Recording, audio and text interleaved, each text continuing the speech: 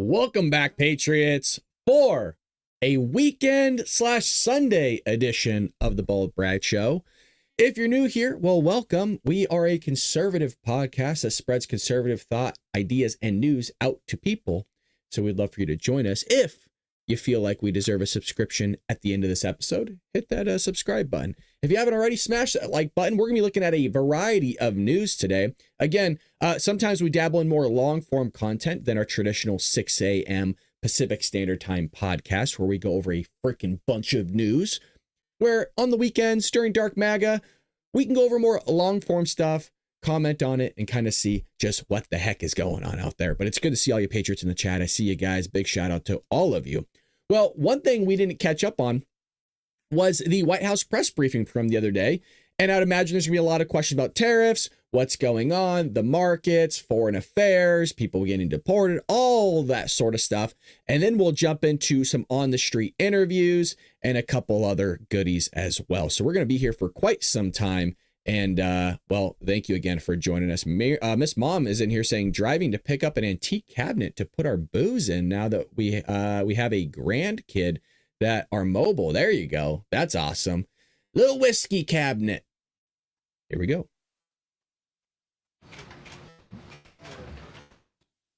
Good afternoon, everybody. Happy Friday. As you all know, the president is currently undergoing his routine and long-scheduled physical at Walter Reed Medical Center, and we will have a readout from the White House physician.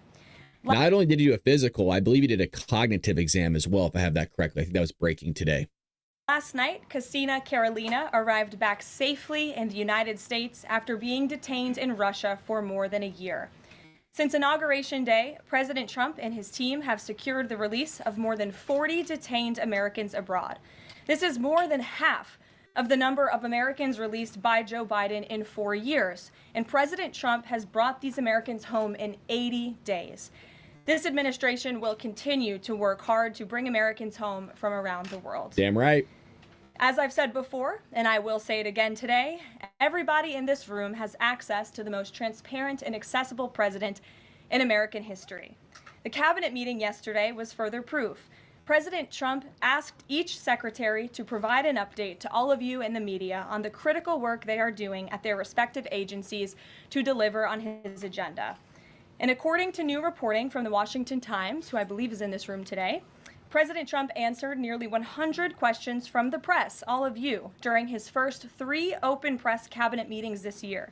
That's nearly 20 times the number answered by Joe Biden in cabinet meetings during his entire 4 years in office. Wow. And more. What?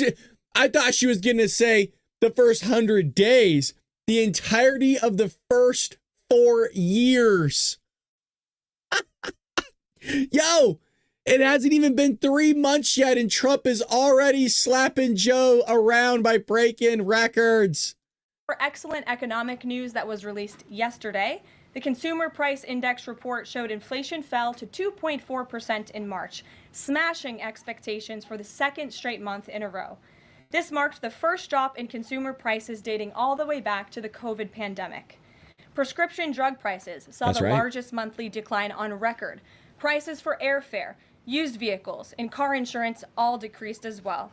And energy prices fell 2.4% in March, driven by plummeting gas prices around the country. Also yesterday, House Republicans answered President Trump's call to move forward the budget resolution and officially set the stage for the passage of one big, beautiful bill. The American economy will boom after this bill is passed and the rest of the president's pro-growth agenda goes into effect. The largest tax cuts and deregulation in history, coupled with our energy industry unleashed and renegotiated trade agreements that put America first, are the ultimate formula to usher in the golden age of America. On that note, more than 75 countries have now reached out to the Trump administration, eager to address the trade issues that have exploited America and hurt our workers in the process. I just dropped a TikTok right before I went live, just pointing out the fact that Democrats cannot answer this one question about Trump's tariffs and bringing manufacturing back here in the United States. I just asked, who is going to make all of our stuff if we go to a world war? Who is going to make it? They can't answer it, by the way, because there is only one answer. We would have to make it ourselves. How are you going to do that if you don't have any manufacturing here?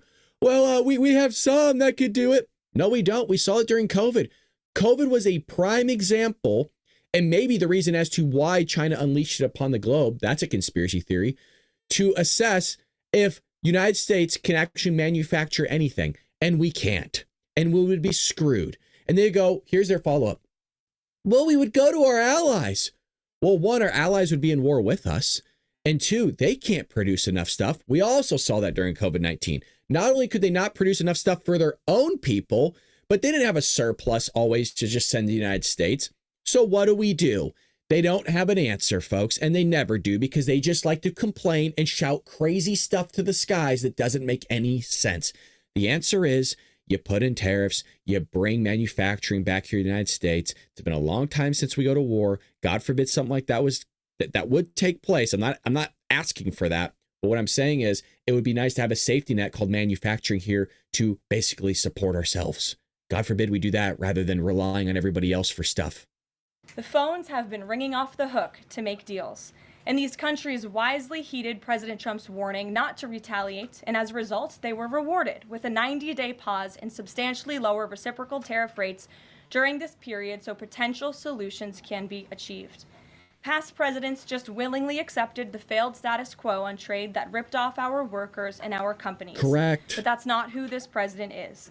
He creates his own leverage and negotiates deals better than anyone else who has sat in the Oval Office before him. And that process is currently underway. Big time. On another matter, the deadline for registration under the Alien Registration Act is today. All foreign nationals present in the United States longer than 30 days must register with the federal government. Failure to comply with this is a crime, punishable by fines, imprisonment, or both. As President Trump and Secretary Noem have both said, if you register and you leave now, you choose to self-deport, you may have the opportunity to return later legally. But if not, you will be arrested, fined, deported, never to return to our country again. The Trump administration will continue to enforce our nation's immigration laws. We will not pick and choose which laws to enforce. We must know who is in our country for the safety and the security of our homeland and for all American citizens. Now, to be fair, I'm going to slap back here. I'm going to hit back and punch back. That's technically not true what she's saying. She said, we're not going to pick and choose which laws we want to enforce. I always told you I'll give you guys an honest take. Yeah, of course, we're a biased show, but I'm still going to call out things that are not true. And if I'm going to do it to the media and the Democrat Party and the progressive left, I got to do it to us sometimes. What's going on, Amanda? It's good to see you, girl. From Oklahoma. Hell yeah. Shout out to people from Oklahoma. Good to see you. Good to see you, George. I'll give you one example of them actually doing the complete opposite of what they're saying. TikTok. Now, TikTok we brought up because I just posted one. But the other side of it is they're choosing not to enforce the ban of TikTok. Congress has already passed it. Congress has already said you need to ban it. He's not doing it. He keeps extending it through executive order. That's a prime example of him not executing the laws that are actually on the books. You're supposed to be banning TikTok. He's not doing it. I think TikTok should be banned, by the way. With what they're doing, the censorship of conservatives and Republicans on there is mind-blowing. Deleting our accounts, multiple. I mean, there'll be people with 400, 500,000 followers, subscribers, and that's like their seventh account that they've had to accrue that many people over and over and over again because they just keep getting banned. It's a huge censorship. It's a huge ploy for the progressive left in the same way that Twitter was before Elon Musk got his hands on it. If somebody else wants to get their hands on it, an actual free speech advocate, then sure, keep it going. But as far as I'm aware, there's nobody that's actually purchased it, and the CCP is still gathering information as well as from government officials if they're still utilizing it as well. I think it should be banned. Before I didn't, but watching the censorship take place in real time, big time. So they're not executing that law. I also have a note from the First Lady to share with you on this Friday. On Tuesday this week, First Lady Melania Trump celebrated the advancement of the Take It Down Act in the House Energy and Commerce Committee. The important legislation passed the committee with bipartisan support, and as you may remember, the president talked about this bill in his address to a joint session of Congress last month. The First Lady remains dedicated to her championing child well-being, ensuring that every young person can thrive, and of course, championing her Be Best agenda. We urge Congress to swiftly pass this important legislation. Here in our new media seat today, we have Jordan Berman. Jordan is a social media content creator and influencer and a lawyer who grew up following breaking down the news from a neutral perspective. Jordan is the host of her own podcast called Unbiased Politics, where she dissects the top stories from the week from a legal perspective. Jordan focuses on bringing back real journalism from a nonpartisan perspective and has mastered explaining complex legal decisions to a mass audience in the short-form context. Her two biggest platforms are TikTok and Instagram, where she has roughly 500,000 followers on each. With that, please kick us off, Jordan. Thank you. As you know, yesterday the House passed the SAVE Act, and many married women, soon-to-be married women, are concerned that the new voter ID requirements may inhibit their access to the polls. What assurances can you give women voters in America to ease their concerns? Sure. It's a great question because people are idiots. People are stupid. And God forbid you tell stupid people that they're stupid. Maybe it needs to happen more often because maybe they'll try to be smarter then. Women are coming out and saying, they're limiting my access to voting because my paperwork isn't in line. Then go get it in order. Go change your name. Everybody does it. Go do it.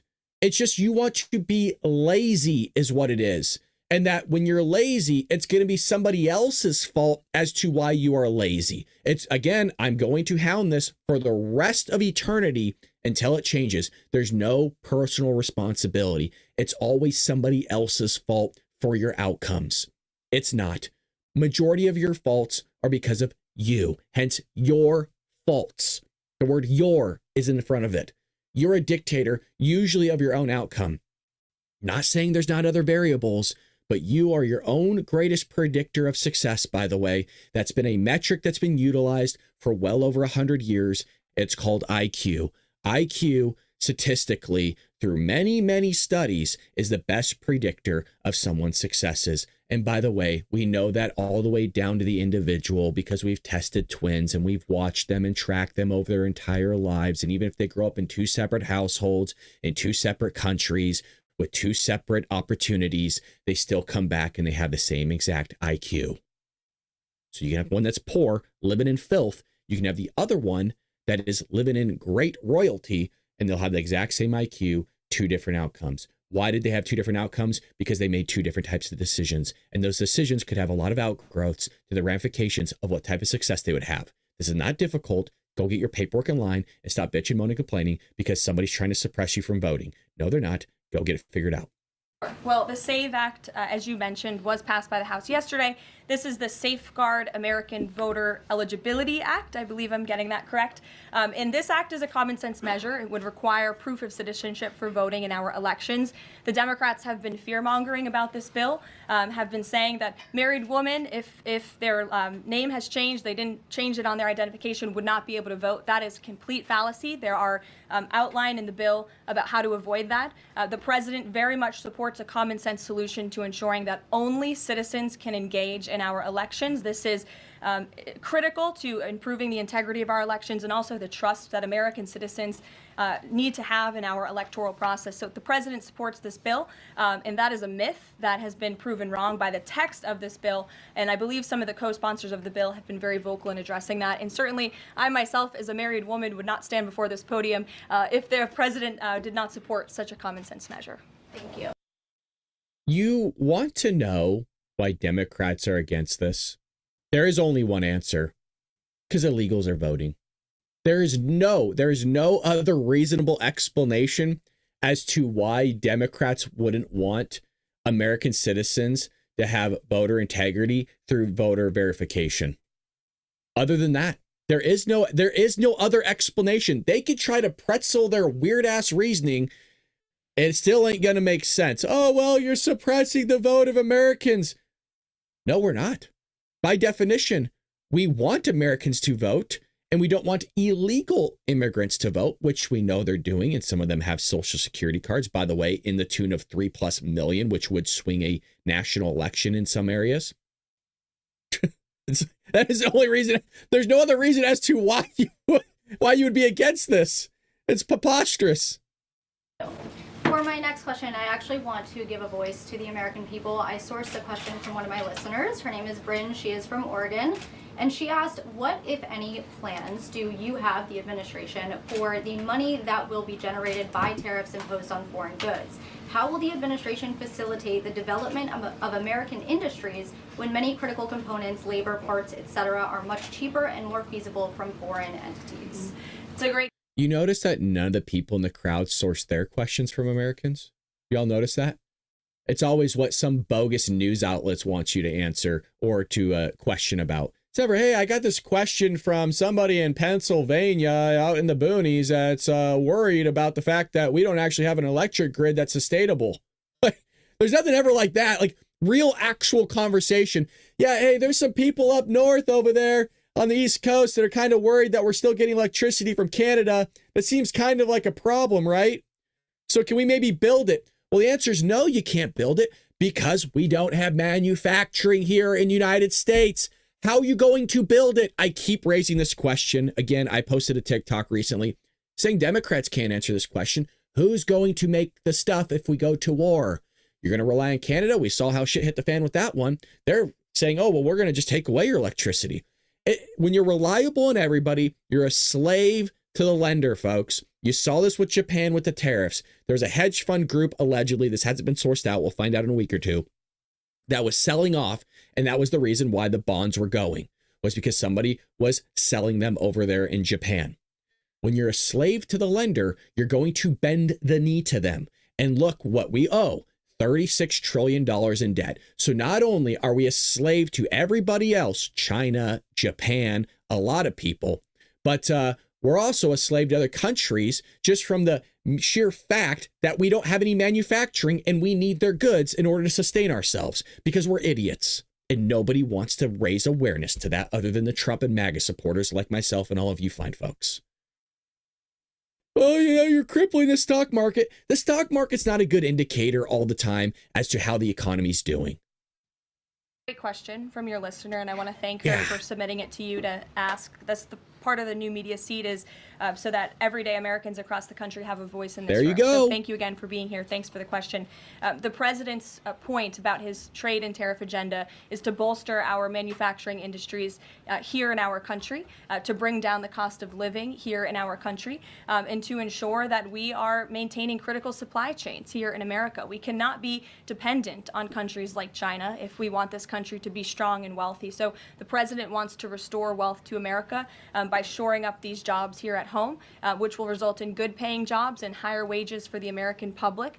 And so Americans should trust in that process. He effectively implemented tariffs in his first term while driving down the cost of living in this country. And that's what he's focused on doing again. So thank you. As a follow-up question, could I just ask, are there any specific ideas that the administration has as to what that revenue, specific tariff revenue, will be used for? Yes, to the heart of your question, the president has spoke about the trillions of dollars that he expects in revenue from tariffs and how we can use it to pay down our debt and to ensure that we are no longer faced with a crippling national debt in the trillions that is going to bankrupt our nation for future generations. So that money coming back home will make America in the green rather than in the red, which any small business owner across the country, I believe, can appreciate. Thank you so much. Thank you. And Jeff has it right. We need other countries to be dependent on America and will bring costs down over time for all Americans. This is the basic economics 101.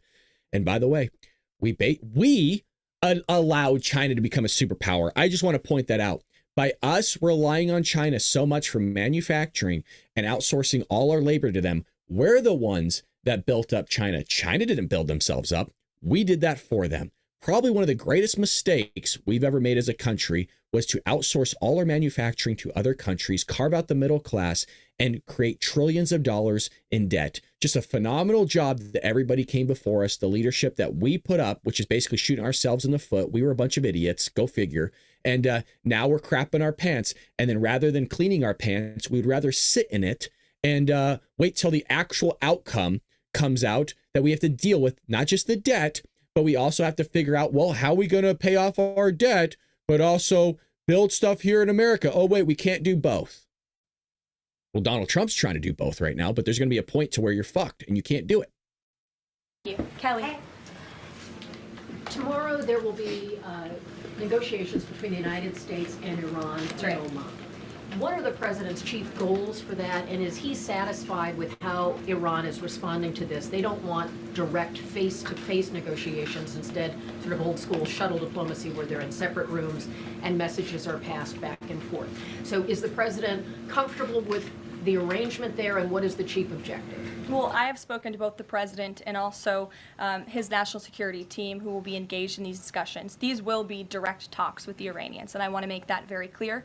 I also spoke to the president just last night about his goal when it comes to Iran, and he has reiterated repeatedly to all of you publicly and also privately to his team here at the White House, his ultimate goal and the ultimate objective is to ensure that Iran can never obtain a nuclear weapon. The president believes in diplomacy, direct talks, talking directly in the same room in order to achieve that goal. But he's made it very clear to the Iranians, and his national security team will as well, that all options are on the table, and Iran has a choice to make. You can agree to President Trump's demand, or there will be all hell to pay. And that's how the president feels. He feels very strongly about it. And can you update us on Mr. Witkoff in Russia and what's happening with direct communications? This is a good Vladimir? question. I can confirm that Mr. Witkoff is in Russia to have direct communications with the Kremlin and with Caroline, we know that because we saw him shake Vladimir Putin's hand. Of course, you'd have to confirm it. It's already been video thrown out there. Come on, Caroline, come on. Give us something. Vladimir Putin. This is another step in the negotiating process towards a ceasefire and an ultimate peace deal in Russia and Ukraine. As these negotiations are ongoing, I obviously will not get ahead of the president or his team, but I think the president has been quite clear that he's been continually frustrated with both sides of this conflict, and he wants to see this fighting end. He wants the war to end. We believe we have leverage in negotiating a deal, to a peace deal, and we're going to use that leverage, and the president is determined to see this through. Sure. Thanks, Caroline. President Trump has said China wants to make a deal on tariffs. The president says he has a great relationship with Chinese President Xi. He's willing to speak with him directly. Why doesn't the president just pick up the phone and get this ball going? All of the things the president just said are true. The president, as I said from the podium just a few days ago when I was up here, would be gracious if China intends to make a deal with the United States. If China continues to retaliate, it's not good for China. The United States of America is the strongest, best economy in the world, as evidenced by the more than 75 countries who have called the administration immediately to cut good deals. So the president wants to do what's right for the American people. He wants to see fair trade practices around the globe, and that's his intention and his goal. So is he I think one of his intentions is also to choke out China. And look, was this a part of Trump's plan? I'm not sure. Is it even part of his plan? I have no idea. But you still need to bring manufacturing here back to the United States. I'm not saying you can't outsource manufacturing in any way, shape, or form. But what I've said in the past, and I don't know if you guys agree with me on this one, it's okay to call me out if you don't. That's completely fine. Everyone's entitled to their own opinion here. Is I wouldn't negotiate with China right now.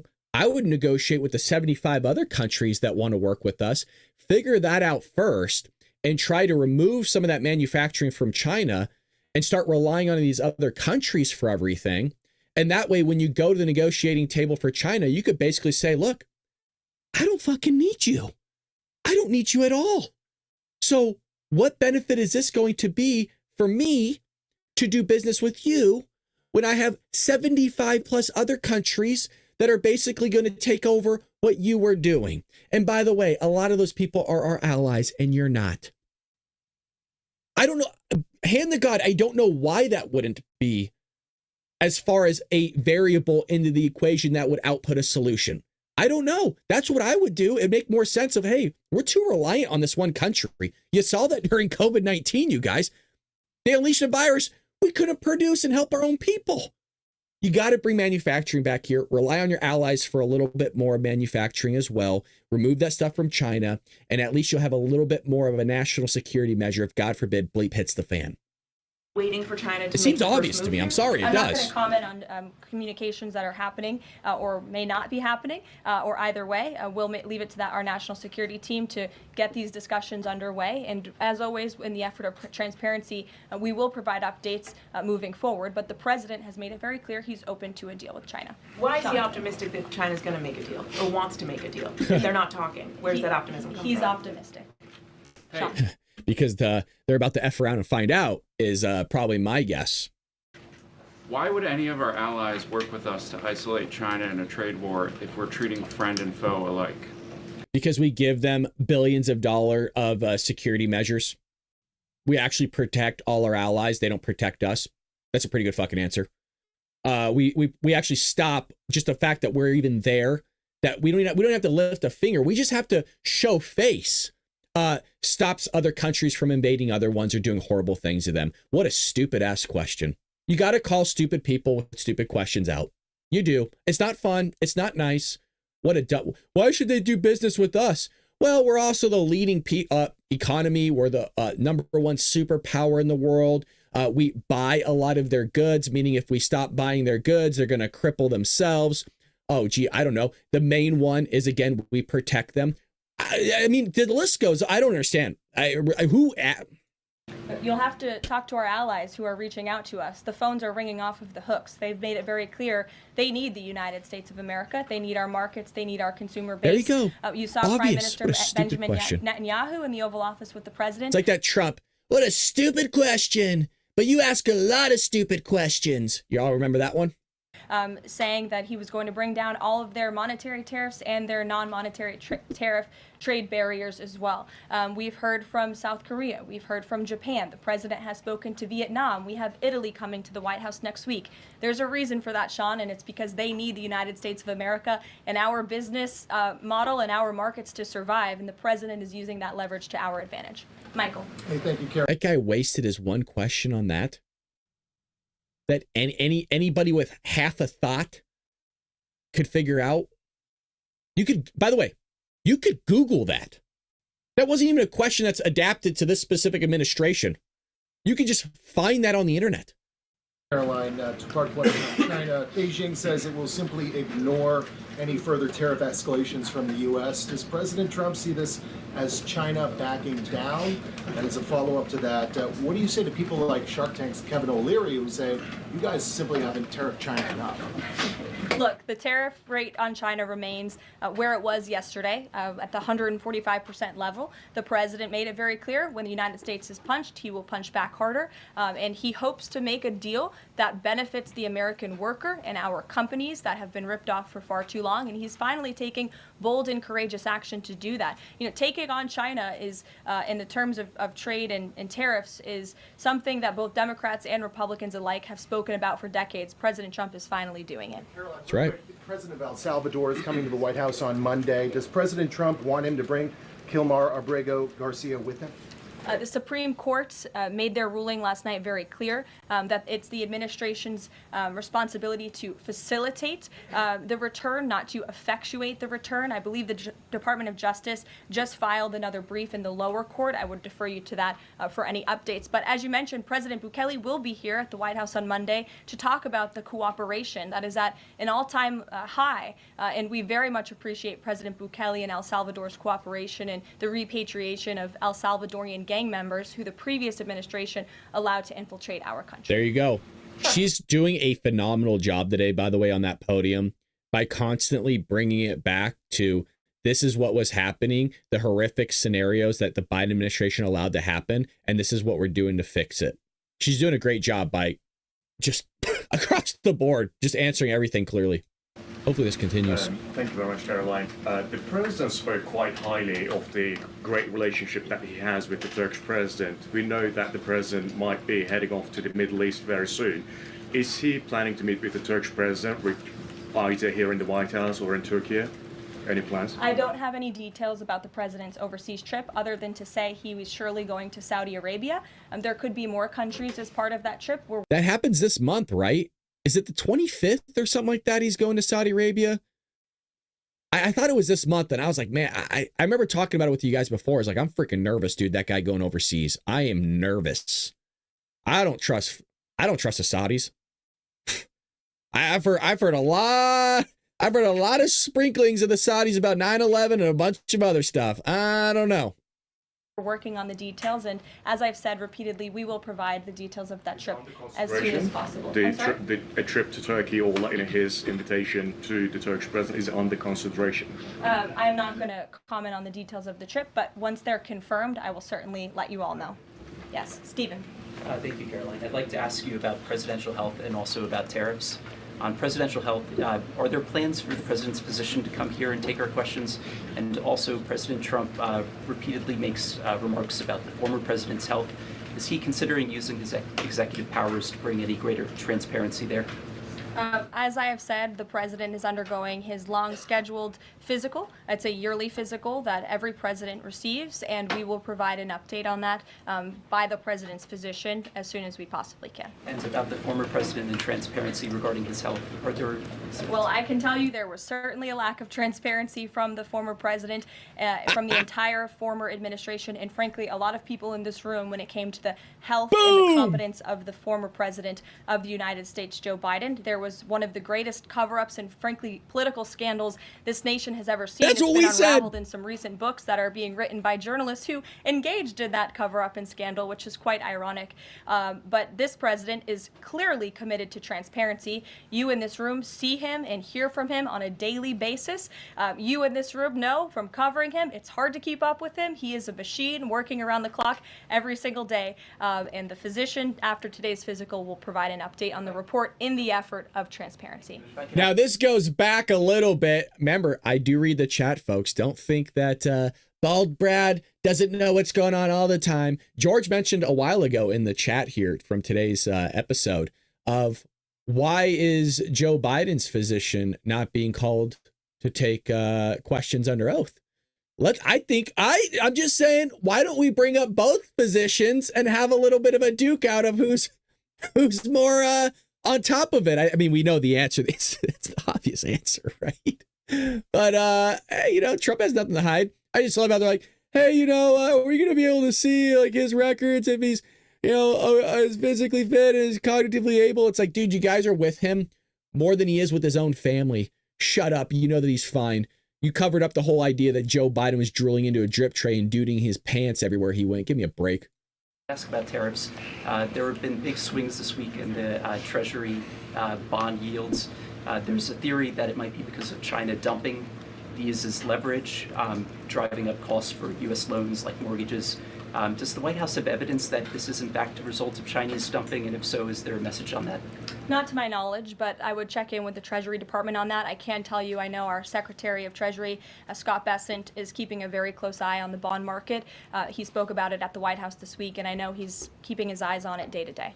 Ed. Thanks. Thank you, Caroline. So the administration, I have an administration source who's telling me that we're weeks away from the first deal with the country over tariffs. Where is the administration? How soon can we see that? And what country is that first one? I won't reveal or get ahead of our trade team as these negotiations are obviously ongoing, but I can tell you very good progress has been made. Jameson Greer was on television this morning and I spoke to him and he confirmed that more than 15 offers are already on the table, which is remarkable in just a mere matter of days. And as I said earlier, we've heard from more than 75 countries around the world. This is a team effort. The president has a team of great, brilliant advisors who have been with him every step of the way, and all of them will be divvying up the workload. And I just want to give the president and his trade team credit for taking this on. This is a massive undertaking. There's no doubt about it. We take it very seriously. The president is determined to renegotiate global trade on behalf of American workers. And again, you've seen people on both sides of the aisles calling for this for years, but I think no other president lacked the courage. No, literally calling it for decades. I mean, you're going back to the 90s, like Clinton's era, calling for this type of stuff. And now that somebody's willing to do it, oh, well, he's terrible. Oh, what is he doing? The guy's out of his mind. The markets are crashing. The markets aren't fucking crashing. Go back to 5 years. You're still up 88%. Shut up. I'm so tired of it. Oh, the market's crashing. The market didn't crash. You don't know what a crash is. You want to look at a market crash? Look at the fucking Great Depression. That's a market crash. Don't give me this crap that it went down 5%, 13%, or whatever. Oh, it's crashing. We're all done in. It's done for. Look what Trump's doing. God, it's so annoying. It really is, man. It's like all of a sudden everybody's experts. It's like whenever tax season comes around or there's an election, those are the two big times where all of a sudden everybody's a fucking expert on taxes. Now, I'm not saying you have to be an accountant, by the way, or you have to be an economist to be an expert. I'm actually one of those people that don't believe that. I think you could read a damn book and understand things for yourself without having to actually experience said something. Case in point, I don't need to have cancer to understand how bad cancer is. I don't need to do that. I don't need to walk in a cancer patient's shoes to understand the horrific scene of what they're going through. Guess what? I could read about it and see it with my own eyes. I don't need to go back in time to the Holocaust to figure out, God, that's a pretty evil thing. Those people went through horrific, hell-like situation to understand the ramifications. Some people are like that. Like, well, you're not in my shoes. You don't understand what I go through. You could read about the market. You could see that the market was dipping down. The market went back up. Welcome to the market. It goes up, it goes down, and people wish-wash all in which direction. It's so annoying, man. It drives me up a wall. Or maybe the work ethic or the stamina to take on such a task. And I know there were some questions about the president's delayed departure earlier to Walter Reed. I'd like to address it was because he's working on this very issue, so he was running a bit behind this morning. On the 90-day pause, what would the president need to see in order to extend that 90-day pause for countries on tariffs? Well, I think the president addressed this yesterday when he said he's hoping that there will be good deals made before the 90 days is up, and we will cut those deals as soon as we possibly can, country by country, tailor-made deals for each and every country as they all propose unique challenges and unique assets to each country, advantages rather, and when that 90-day mark hits, the president will make that decision then. One more, if I could, on a different subject. So a bird earlier attacked my colleague, Peter Ducey. We saw that video. I'm wondering if that's why Peter is absent from his seat. Is he doing okay? He's recovering. Has anyone checked on him? He's recovering. Is anyone looking into that incident?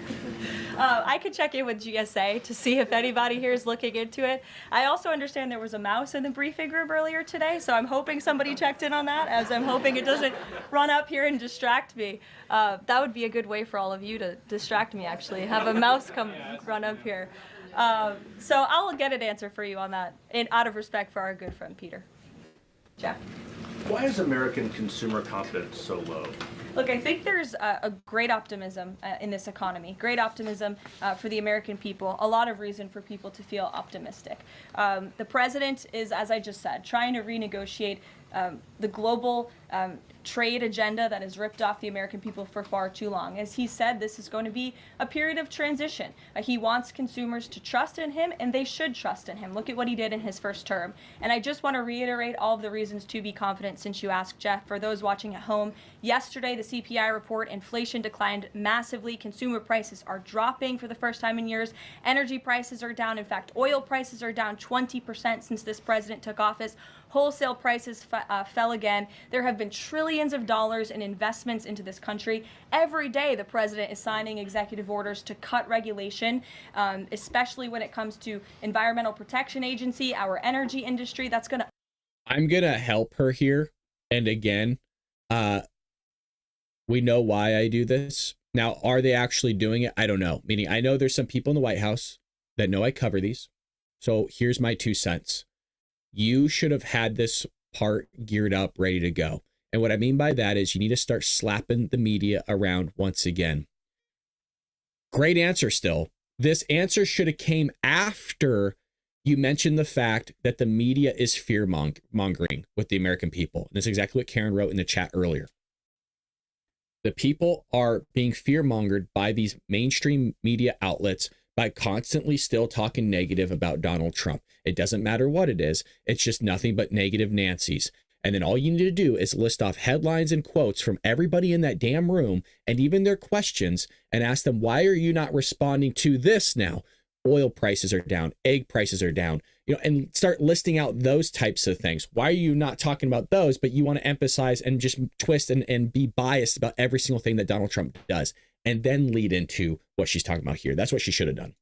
Unleash the economic boom in this country that we saw in the president's first term. So trust in President Trump. He knows what he's doing. This is a proven economic formula. What is he asking of Americans at this time? He talked about transition costs, transition problems. Is he asking something specific for Americans to do? No, I think the president is asking for Americans trust in Trump, as I just said, trust in his economic agenda and formula. It's a proven formula that works. And by the way, clearly the American people do in fact trust him because they did just overwhelmingly elect him to this office. Jennifer. Good answer at the end there.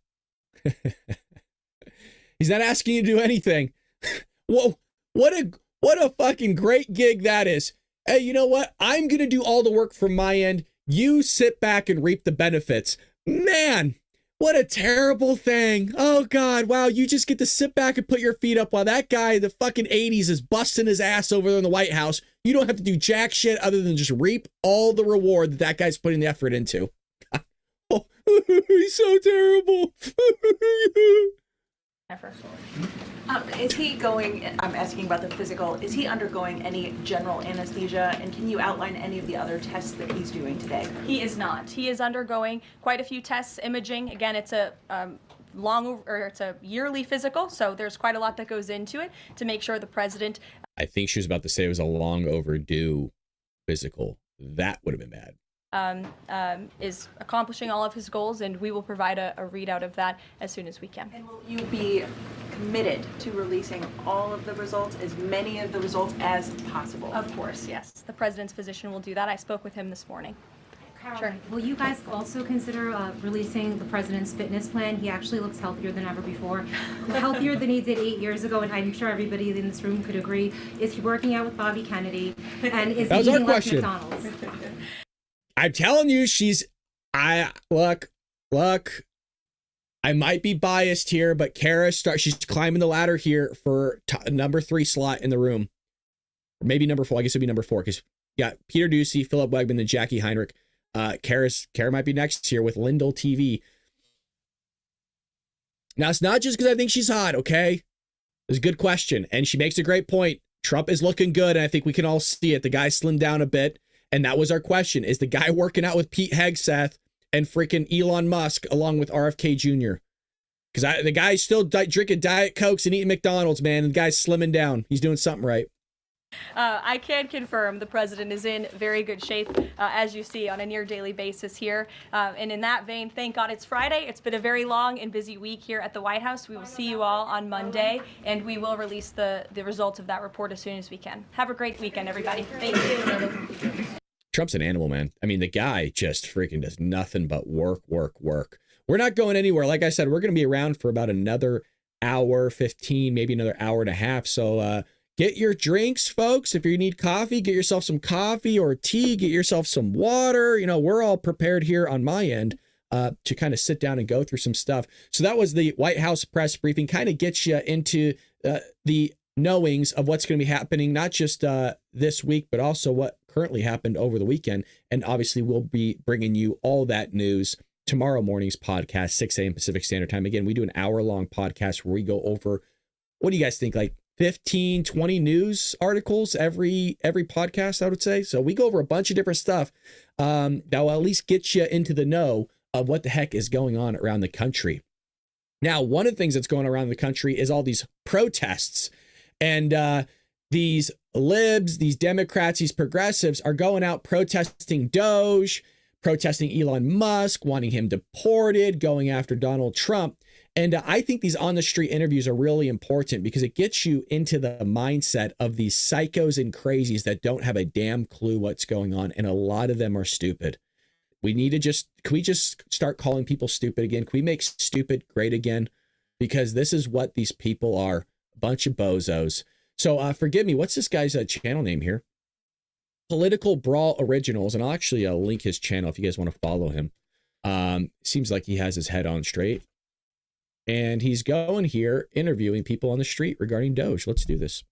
I believe in small government. You're a Nazi. You think the Nazis wanted to cut government down? Go home, Nazi. Doge is full of like entrepreneurs, businessmen, people who have built businesses, they balance budgets. Yeah, people who benefit. They're not qualified to... No, people who benefit from the tax cuts are not qualified to decide what the average American gets. But anyway. She's an idiot. She's an actual bloomin' idiot. Again, I'm just going to start calling people stupid who I think actually are stupid. They were the ones that benefited from the tax cuts. The average American benefited upwards of 3% per tax cut. Or per the tax cuts. And the only reason as to really, I mean, there's a lot of reasons as to why, but the main reason as to why you wouldn't get that 3% is maybe if you jumped up the bracket and God forbid you're making more money. Oh, boo. Oh, I got more money in my pocket. What seems to be a constant theme from these liberals and these crazy psychos out here, these progressives of, is putting more money back in my pocket. It's terrible. It should be going to people in Africa.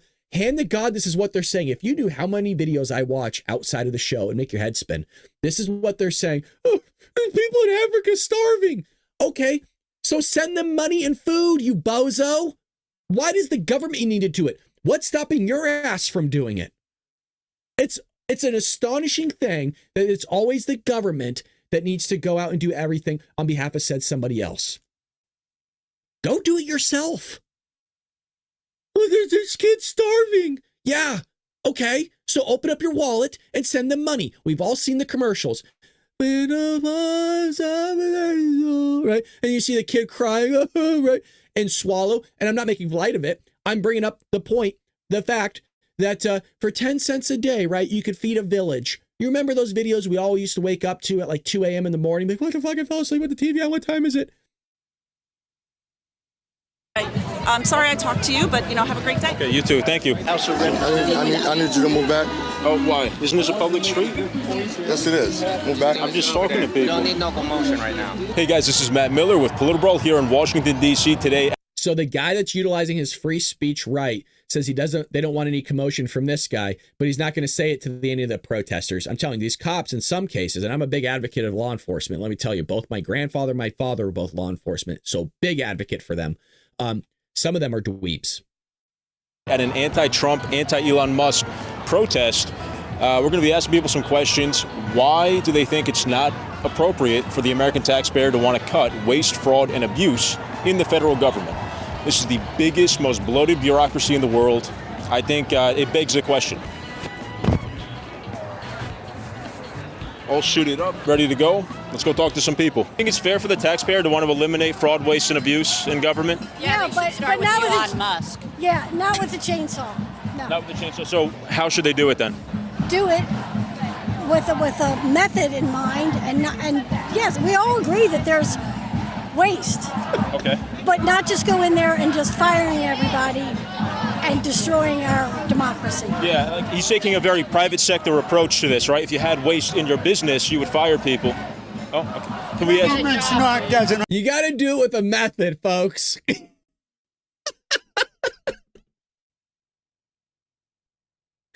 I've always thought this. I mean, I don't know if it's true or not, but if you were to build a case that we're in some sort of simulation and there's NPCs walking around, this would be it. This would be an example, a method, because he doesn't have a.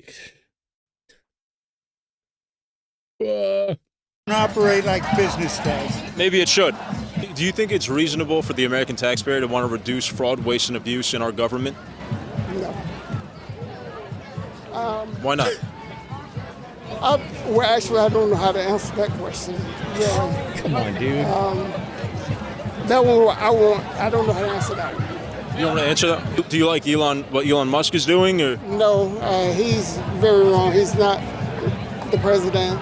But I think he has an agenda bigger than what they think he has.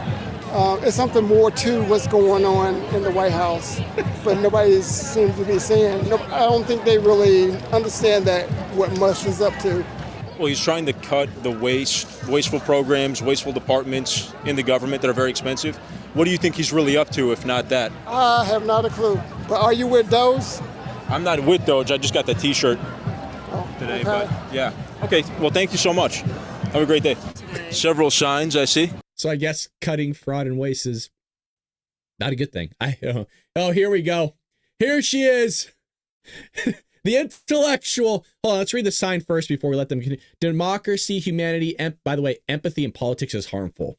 Because a lot of time when you have empathy for one group of people, you offset that out by not being empathetic towards the other group of people. You see that with affirmative action. You allow a bunch of blacks into the education system just from the dint of the fact that they're black, and you screw over the Asians and the white and Hispanics. So that's just one example, by the way. I have nothing against black people, but that's what was happening. That's what the lawsuits were about for Harvard, as well as these other Ivy Leagues. You also have free speech. Yep, we're all for that.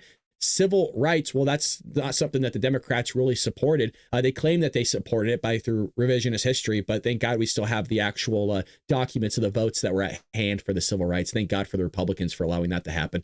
Economy, well, you trashed the economy multiple times. You're one of the reasons as to why we have this massive amount of debt. I'm not saying Donald Trump isn't attributed to that, but Democrats mostly. Social Security was created by FDR, and in my mind is fraud and stealing our money. It's a pyramid scheme. So, no. Kindness, well, kindness can lead to drastic consequences, like when you're bending over backwards for everybody else. And that's what we're seeing on a global scale is the United States is bending over backwards and just taking it gangbang style from every single country. Medicare and Medicaid are being tapped into by illegal immigrants and then veteran security. Well, I love the veterans, but they don't as much as we do. So we'll let them continue. Did you make those? Yeah, it's like a two-sided. I got like all my words here God, why we have I'm more. here today. So many things. Can I ask you a question? Do you think it's fair for the American taxpayer to want to eliminate fraud, waste, and abuse in the federal government? Yeah, who are you with? You're with Doge. I get it. Yeah. Oh, so No, I'm just wearing a Doge t-shirt. Well, I'll tell you what. I think it's perfectly great to eliminate fraud, waste, and abuse if you do it in a sensible way, not the smash, destroy everything, and then see what needs to be fixed. Like, that's just freaking stupid. The destruction that's happening to our country right now, like, obviously you're with Doge, you're on the other side, which is fine. Everybody's allowed to have their opinion, but there's not going to be anything left. So, What would be a better way to go about it then, in your opinion? I think in a strategic way. You get people who are experts in it, not, hackers. People who are experts in knowing what they're talking about and really diving in. You can't audit a federal department in a matter of weeks and identify all this fraud, waste, and abuse. You just can't. Absolutely, you can. Absolutely, you can. From again, I don't think you have to be an auditor to know how auditing works. You could just read a damn book. But I'll tell you what, she don't know. Doge is full of like entrepreneurs, businessmen, people who have built businesses. They balance budgets. People who benefit. They're not qualified to. No, people who benefit from the tax cuts are not qualified to decide what the average American gets. But anyway, I'm sorry I talked to you, but have a great day. Okay, you too. Thank you. Doge. That's exactly her problem. Sorry I talked to you, because you don't talk to enough conservatives, and clearly you don't talk to enough people with opposing viewpoints to see if your viewpoint is right or wrong. Whereas the opposite end of the spectrum tends to take place with a lot of Republicans and conservatives, not just from the fact that we all used to be Democrat at one point or another, and then we shifted over to the Republican Party. Maybe some of you have always been Republican and conservative. I know I was not. Most people are not, especially those that grew up in California. Not to mention the fact that every facet of life is dominated by the Democrat Party, whether you're looking at entertainment, you're looking at the publishing industry, you're looking at books. I mean, every which direction you're looking at, you're being indoctrinated by the left. So that's why we know their arguments a lot better than they know our arguments, because one, even if we choose not to, we have to deal with their bullshit of always being crammed down our throat. But they actually have to go out of their way to talk with one of us. But remember, we're the fear mongers. We're the ones coming out wanting to make a threat to democracy. We're extremists and all these other things. When in actuality, we just want to be left the fuck alone and stop having your nonsense always spewed down our damn throats wherever we turn. Doge, okay, people say, we want to run the country like a business. Yeah. Well, you wouldn't go into a business and cut things and not care about how it affects the customer. Well, I think what you would do is, and Elon Musk, I think he is doing this right now. He's running the government kind of like he runs one of his businesses, which are very successful. He's going in and he's saying, where are people not doing an important role? And then he's firing them. He's just firing them based on when they were hired. He's cutting people. Hold on a second. I gotta go back here really quick. And then he's firing. Make America think again and stop electing stupid people to office. There is no mirrors. There's no self-reflection. I'm telling you, stupid people calling other stupid people stupid is a mind-blowing stupid thing. You're out there protesting Doge that is putting more money back in your pocket. Make America think again. God, you can't make this up. You really can't. He's just firing them based on when they were hired.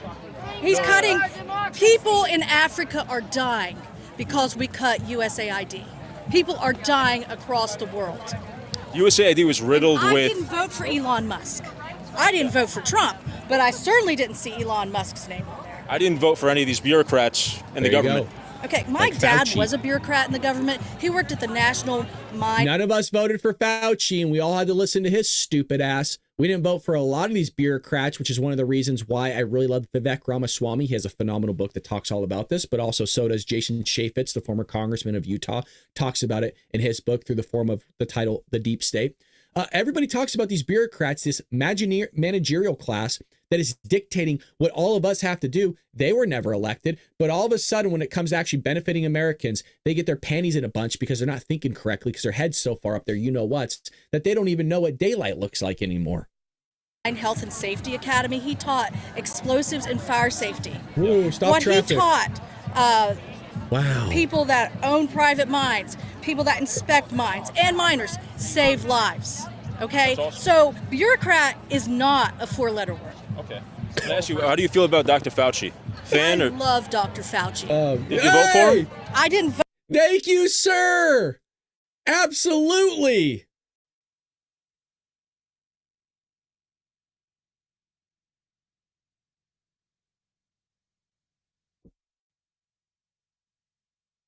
Vote for him, Or but was he appointed? actually, yes, he was appointed, but after a career in and being an expert in that field, he worked his way up. Well, Trump and Elon Musk are some of the most successful businnesmen in this country. Is Elon Musk appointed? Is he really appointed? Fauci, yeah, he was. Is he? By Trump, yeah. Okay, so do they are they having to be scrutinized the way any other American government employee would be, like with drug testing? I mean, his boss is the president. How much ketamine does the man take every day? So we talked to some of the protesters already, and just asking them the basic question. Remember, though, make America think again. Remember that. You saw the sign. You saw the person walk by. Maybe you should have rose that sign to that lady's face, because she ain't thinking there ain't much going on up there. I'll tell you. Is it okay for the taxpayer to want to eliminate fraud, waste, and abuse in government? We're paying for it. A lot of these people have told me that they are federal workers or they were working for the government at some point. So we're going to keep talking to some more of them here. To go after the global economy and shake up the entire world is completely insane. And to think that all of these tariffs are going to bring money into the United States that they are then going to give to billionaires for tax reductions and corporations for tax reductions, horrible. Barack Obama, Nancy Pelosi, Chuck Schumer have all supported reciprocal tariffs, which is exactly what Trump just did. So not to this Not extent, at 20%, not at 10%. it's reciprocal, so it's the same amount that they have a tariff on us. They have supported them. Yeah. Did it in few places to make a statement. They did not do it across the board in every country, including countries that only have penguins, for God's sakes. Is it okay? Who gives a shit? Who cares? Okay for us to ask for a fair playing field, though? Like, This is all just talking points. It's going to continue. no. Well, we're trying to have a real conversation about ideas, right? We have different ideas, and I'm letting you talk, and I'm asking you questions. That's all. Right. So what do you think has been the benefit of Doge so far? I think that America has the biggest, most expensive bureaucracy in the world, and it's riddled with corruption, waste, fraud, and abuse. So we. What I'm trying to answer your question. What agency have you worked for that you have seen this in? I don't work for the government. I work in the private sector. Okay, and what have you seen? What waste, fraud, and abuse have you personally seen? Well, I'm not on Doge's team. I'm not investigating the stuff. I'm just wearing the T-shirt today. But they are showing receipts. They're showing the back-end government websites of how much all this money is spent. For an $8 million. We've spent tens of millions of dollars on global DEI programs, inclusive language programs, transgender surgeries in Guatemala and South America. And now we're going to even the playing field for white. There's always Karen, we love you in the channel, by the way. This is nothing directed towards you. We have Karens coming. I mean, it's so terrible. Karen went the majority of her life without her name actually meaning what people have spun it into. But there's a Karen coming up with a vice. There's always one, man. There's always one lunatic coming up. White people, you guys are ignorant. That's what we're doing. We're evening the playing field for white people. What does race have to do with this at all, though? This is the government. Should I go overhaul your company? I know nothing about companies. We're profitable. The federal government is not profitable, not even close. Supposed to be profitable. You don't understand government. You need an ROI. She does make a good point that we're not supposed to be profitable. I mean, I'll give her that one. But I mean, the rage in her face is just simmer down, lady. By the way, get a better bicycle helmet. That thing's embarrassing. serve people. There is no corruption compared to the private sector. There is much less waste. Do you work? Oh my God. By the way, the private sector, depending on what you're trying to do and the laws and regulations, you do get audited in the private sector. Maybe not as much as the public sector,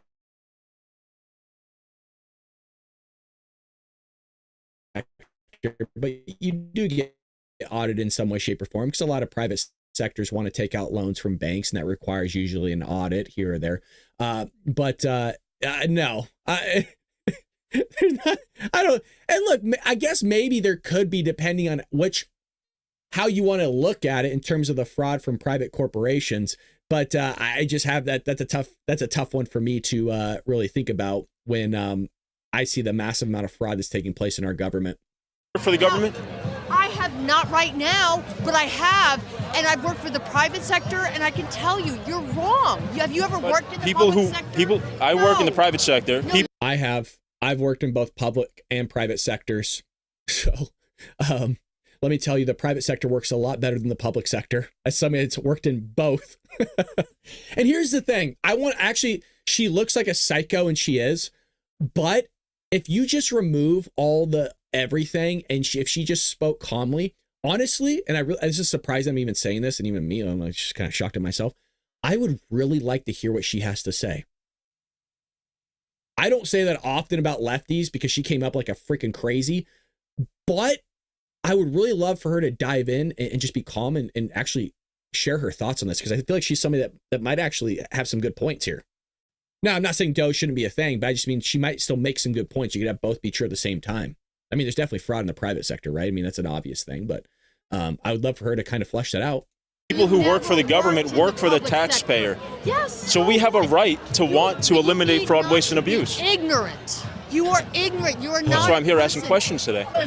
We're not trying to be on your... Rather than calling somebody ignorant, why don't you explain to them why they're wrong? Now, somebody could say the same thing about me. Brad, why don't you explain why they are wrong? Well, we do that. You just have to come to our normal podcast, and I explain to you what I thought Donald Trump's tariffs were for. I've explained why Doge needs to happen.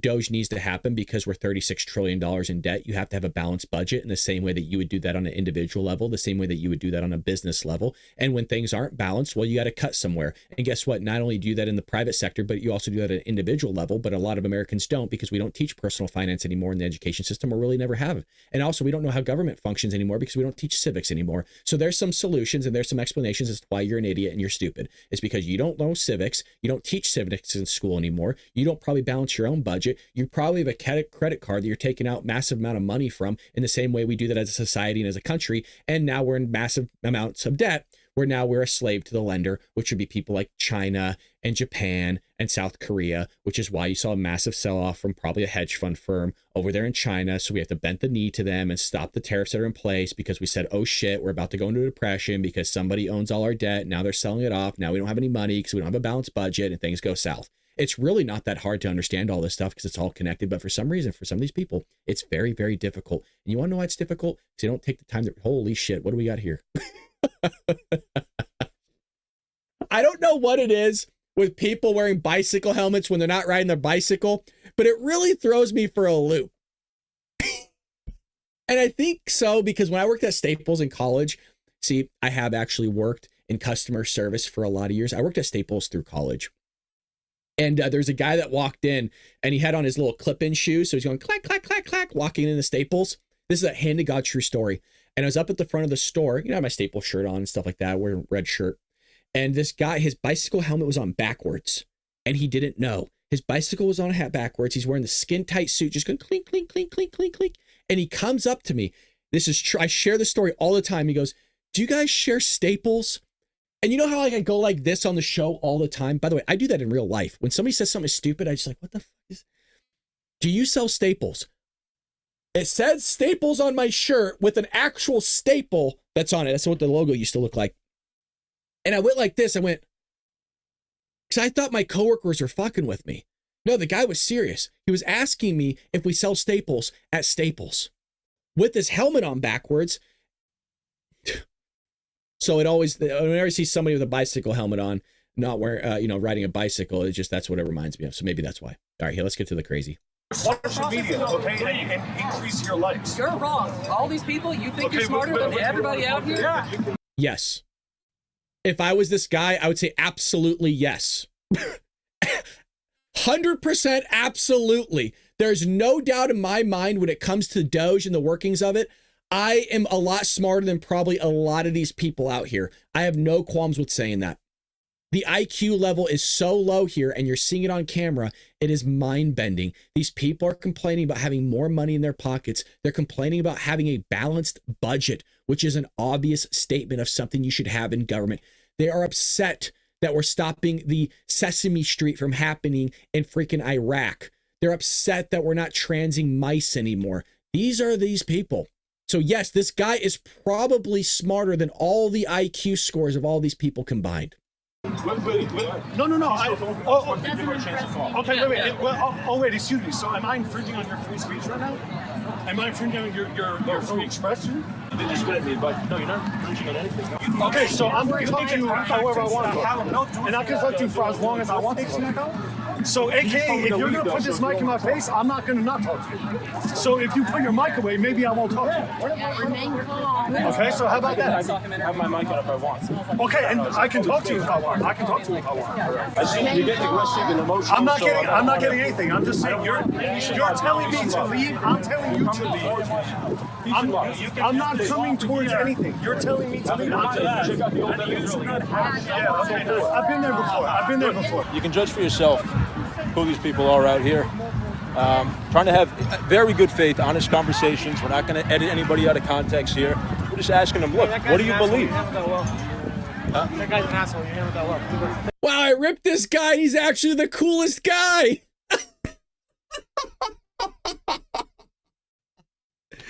Oh my God.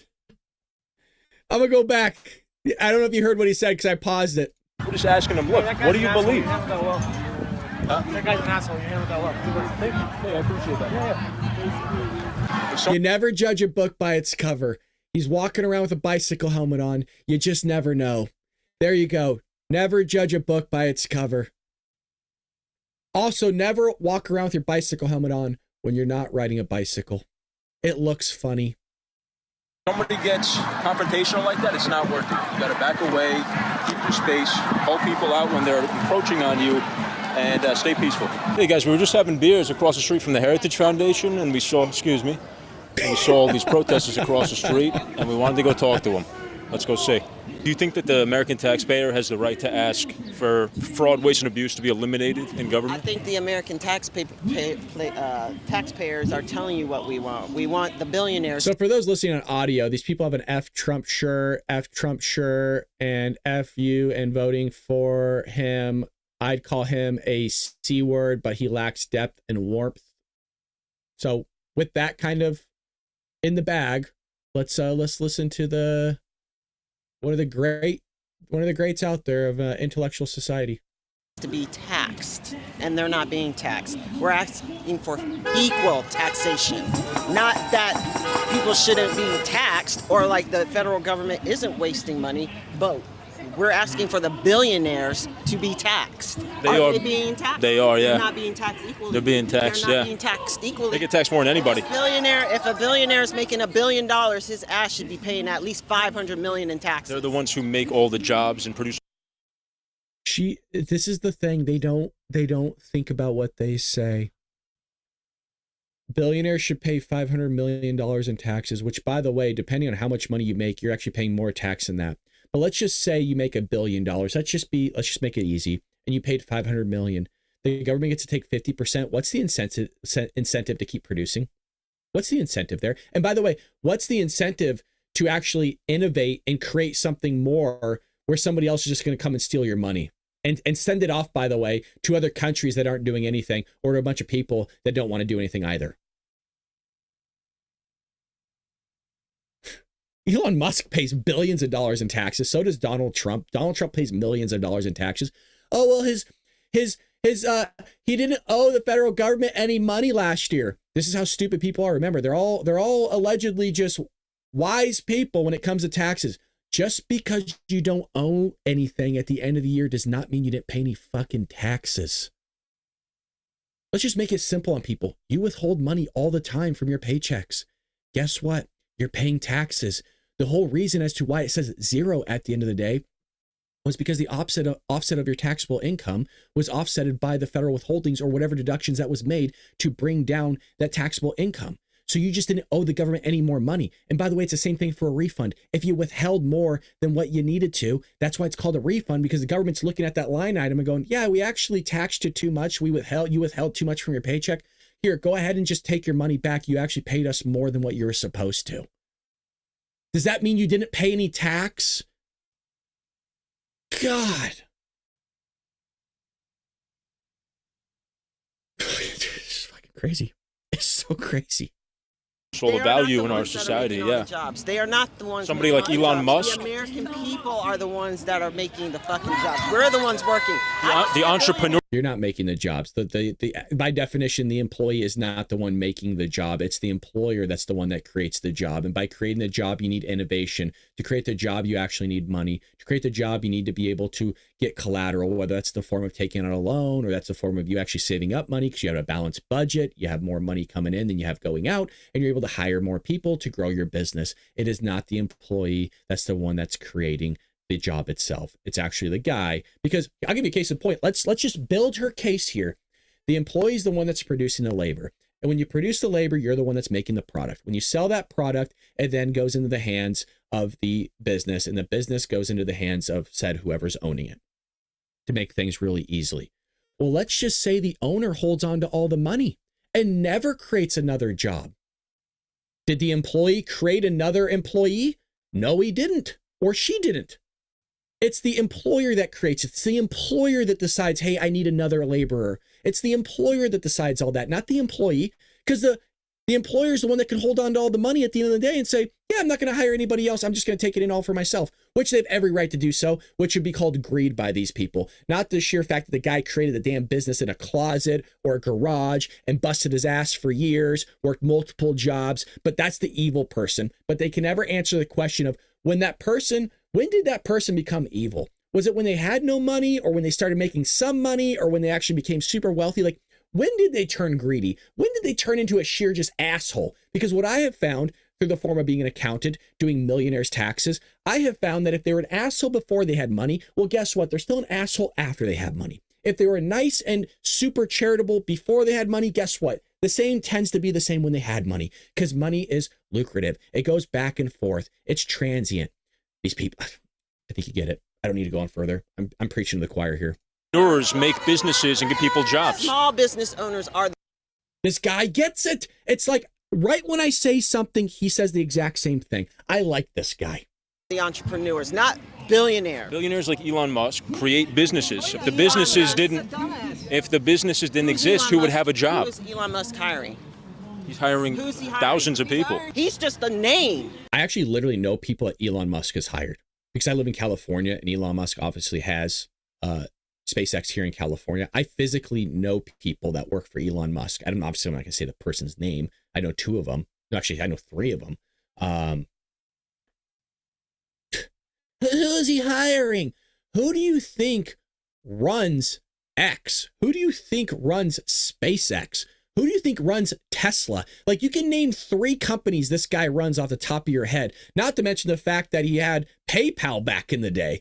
Like, who's he employing? Who are you employing? What have you created? Maybe she created this shirt, which is something, but I'm not seeing her make anything. I'm not seeing her employing anybody. At least for me, starting the Bald Brad Show and hopefully a business that can grow out of this, I've actually hired people for the show to do work. I've actually hired laborers. I've actually went through the time of going through applications. See, I've actually created something and actually allowed somebody to benefit from the work that's being done here on the Bald Brad Show, in the same way of you guys are hard-earned contributors to the show that allowed me to enhance that and do that.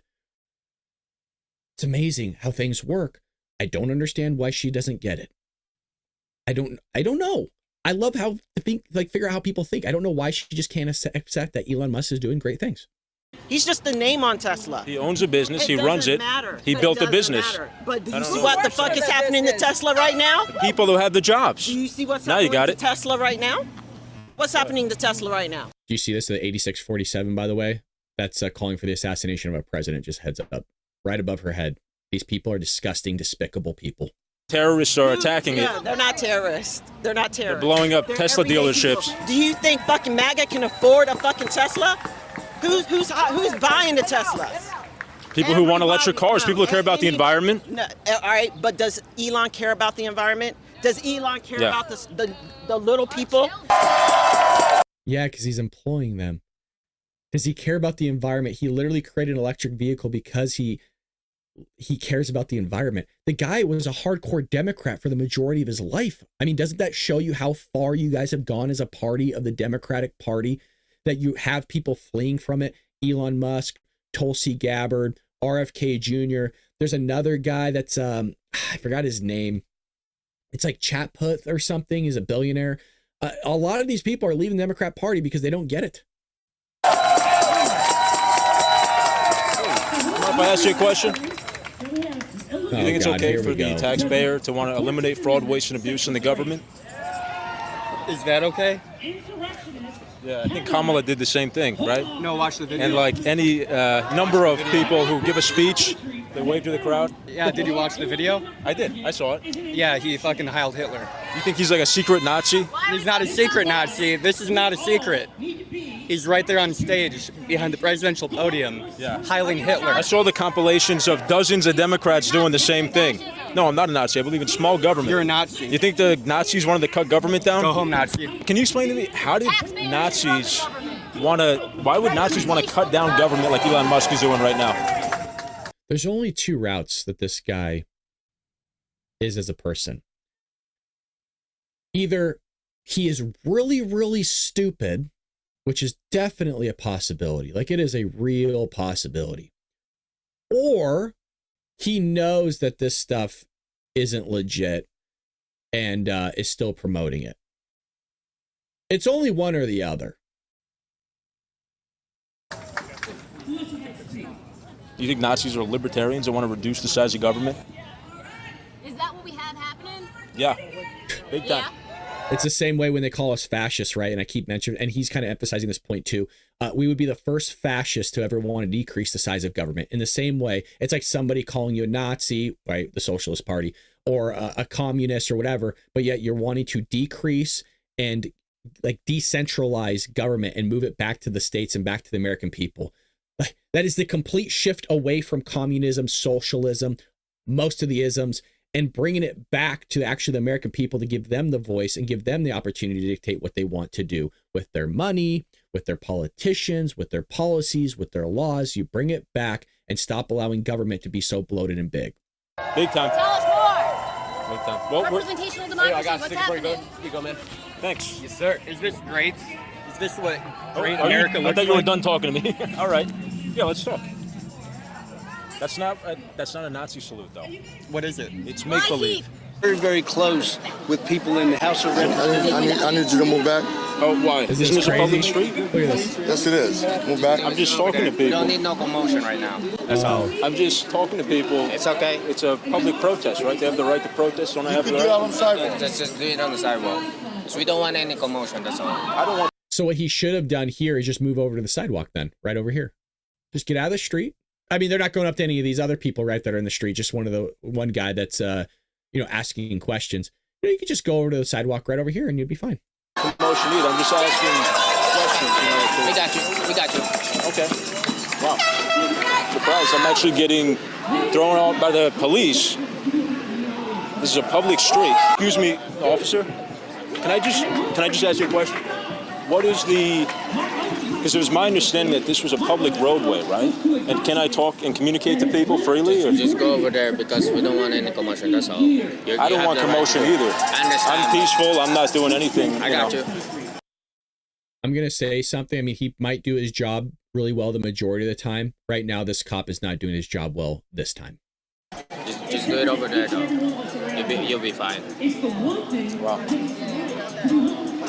Very, very disappointing from the police here. It is disappointing. It's disappointing the same way that when Brandon Tatum most recently went to a Turning Point USA event, the cops didn't do anything. And actually, let me bring that up here. I don't know if you saw this. Campus TP, let me bring it up, TP USA, he was there and they completely went after all of his stuff. Where is it at here? I want to make sure. I guess we'll look at it from the Hodge twins here. Yeah, I got a new show for y'all. Got a damn good site. All week, huh? Yeah. Here we go. So this is Brandon Tatum's event at UC Davis, and there's police on campus, by the way. The police are watching this happen, and these progressive psycho leftists demolish the whole thing, and the police don't do anything about it. He did stand his ground, but check this out. There's Brandon, you see him. That's Brandon Tatum. Cops are doing nothing.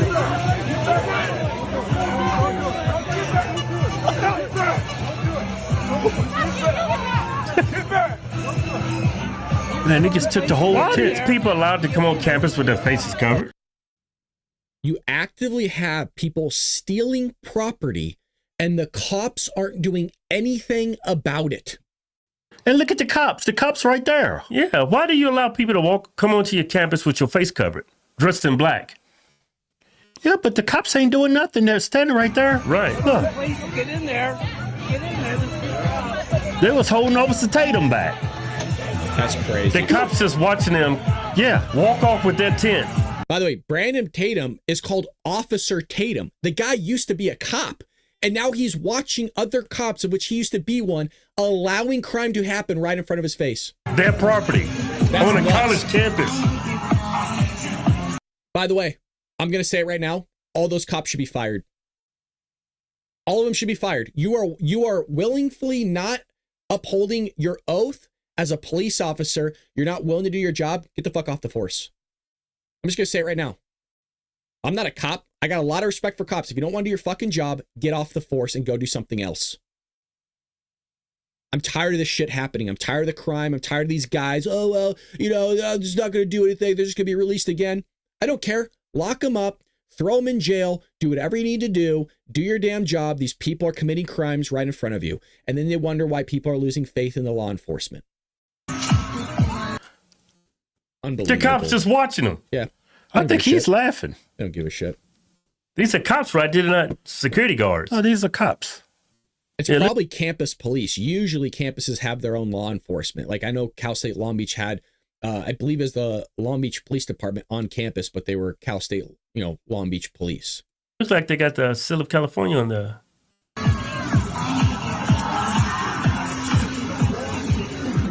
Well, they are outnumbered. There's nothing they can do unless they want to shoot them.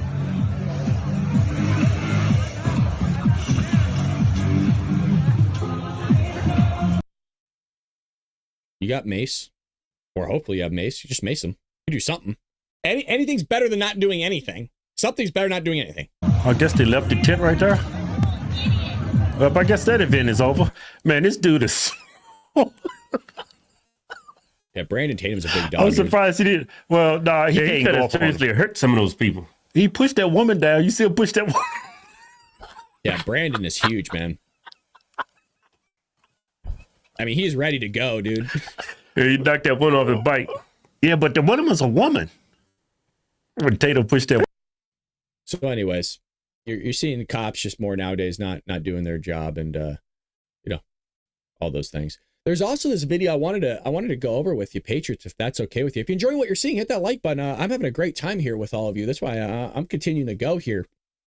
I saw this video, and it's based on a topic that was going viral recently, within the last couple of days. And I guess there's a whistleblower that reveals that Facebook's secret dealings with China was taking place.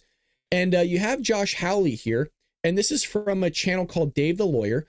I don't know this guy's channel at all. I just saw the video populate, and I kind of wanted to watch it and see what they have to say here about this whole shindig. And I'm a big fan of Hawley. So it says, a time for truth, oversight of Meta's foreign relations and representations to the United States Congress. Here we go.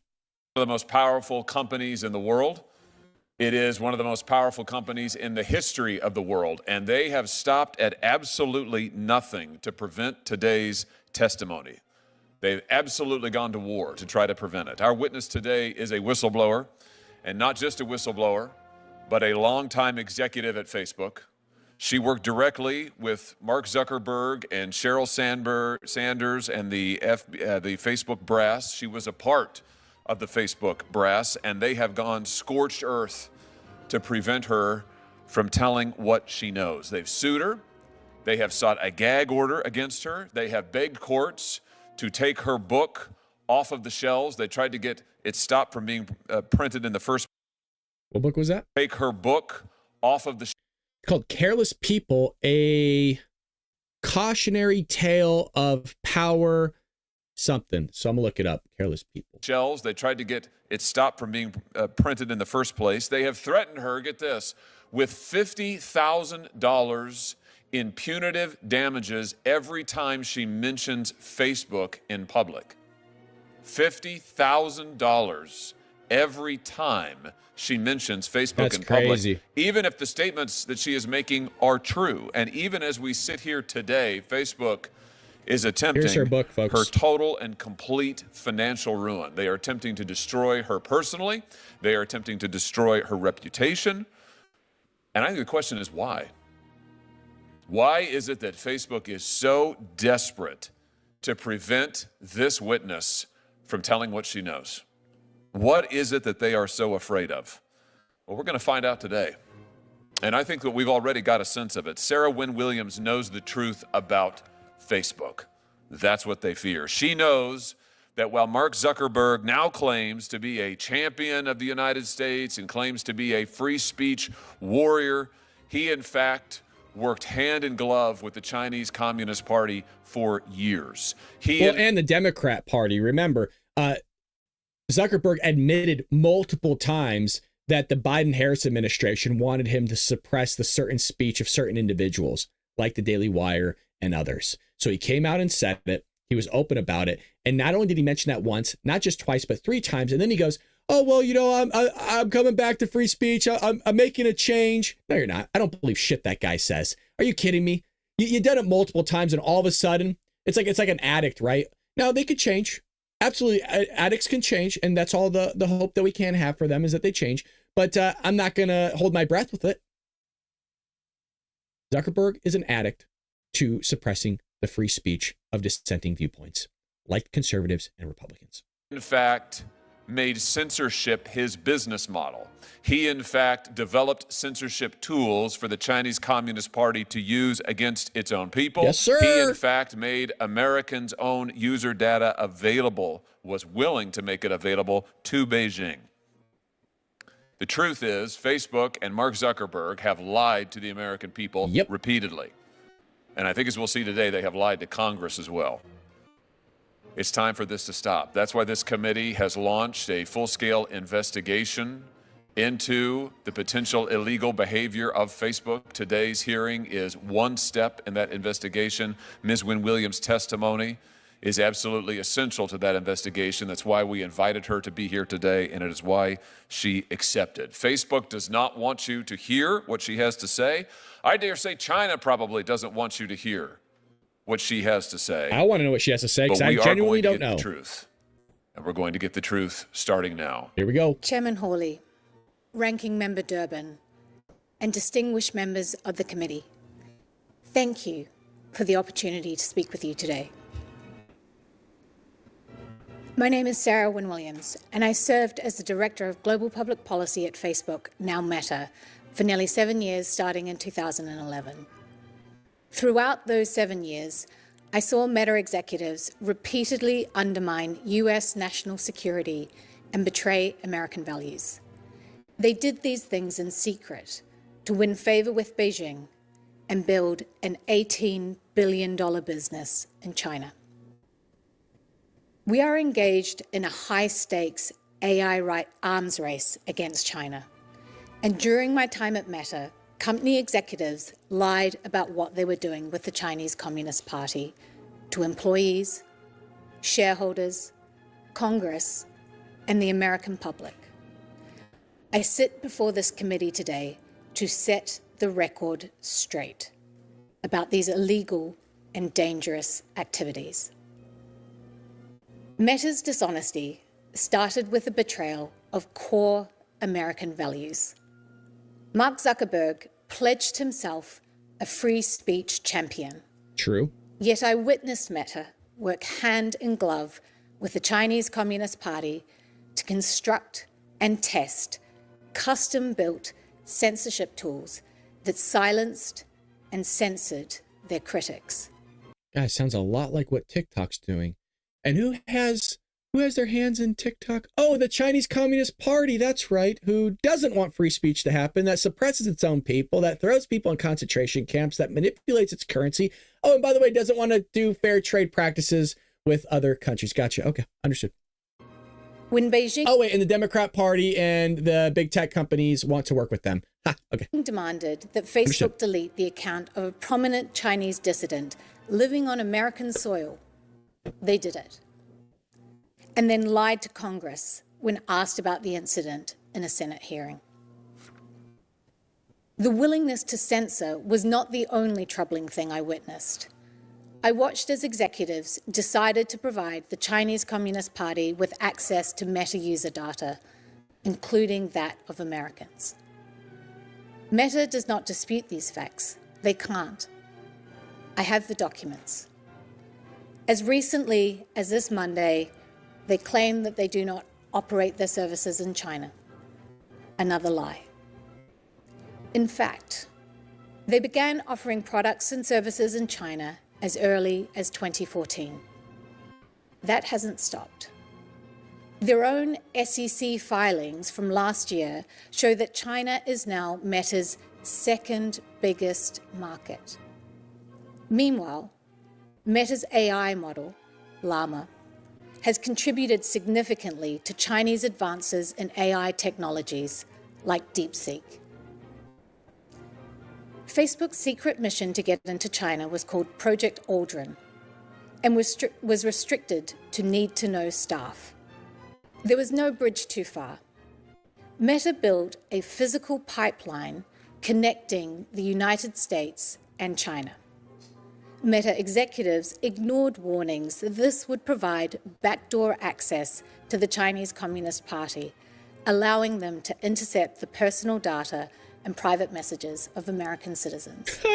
Wow. The only reason China does not currently have access to US user data through this pipeline is because Congress stepped in. Meta started briefing the Chinese Communist Party as early as 2015. These briefings focused on critical emerging technologies, including artificial intelligence. The explicit goal being to help China outcompete American companies. There's a straight line you can draw from these briefings to the recent revelations that China is developing AI models for military use, relying on Meta's Llama model. Meta's internal documents describe their sales pitch for why China should allow them into the market by, quote, helping China increase global influence and promote the China dream. The truth about what has gone on in China matters. I filed a shareholder resolution asking Meta's board to investigate its activity in China, and I filed whistleblower complaints with the SEC and the DOJ. The measure of how important these truths are is directly proportionate to the ferocity of Meta's efforts to censor and intimidate me. I relied on their commitment given in 2018 that they would waive their rights to pursue forced arbitration. Despite that public commitment, they've brought a case against me for hundreds of millions of dollars. Wow. Can you imagine the stress of having that amount or that size of lawsuit against you from a major corporation? That's scary, man. Now, they have a legal gag order that silences me, even as Meta and their proxies spread lies about me. This order is so expansive that it prohibits me from speaking with members of Congress. Whoa. The gag order was sought by a company whose CEO claims to be a champion of free speech. The American people deserve to know the truth.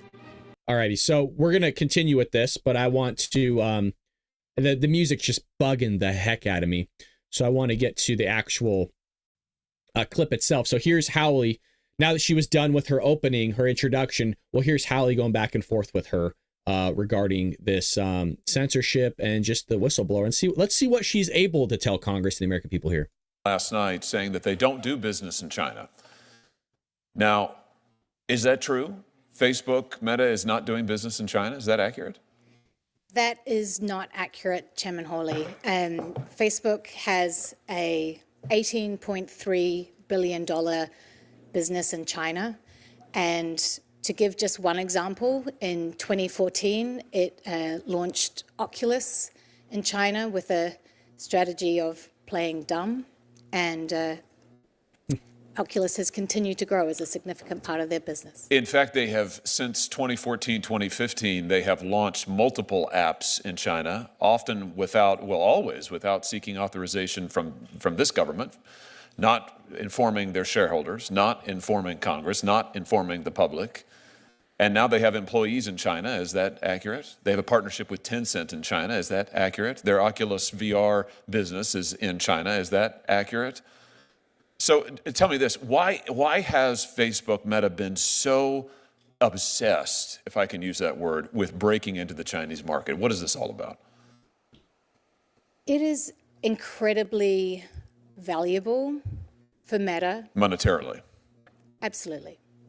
So we're talking about profit at the end of the day.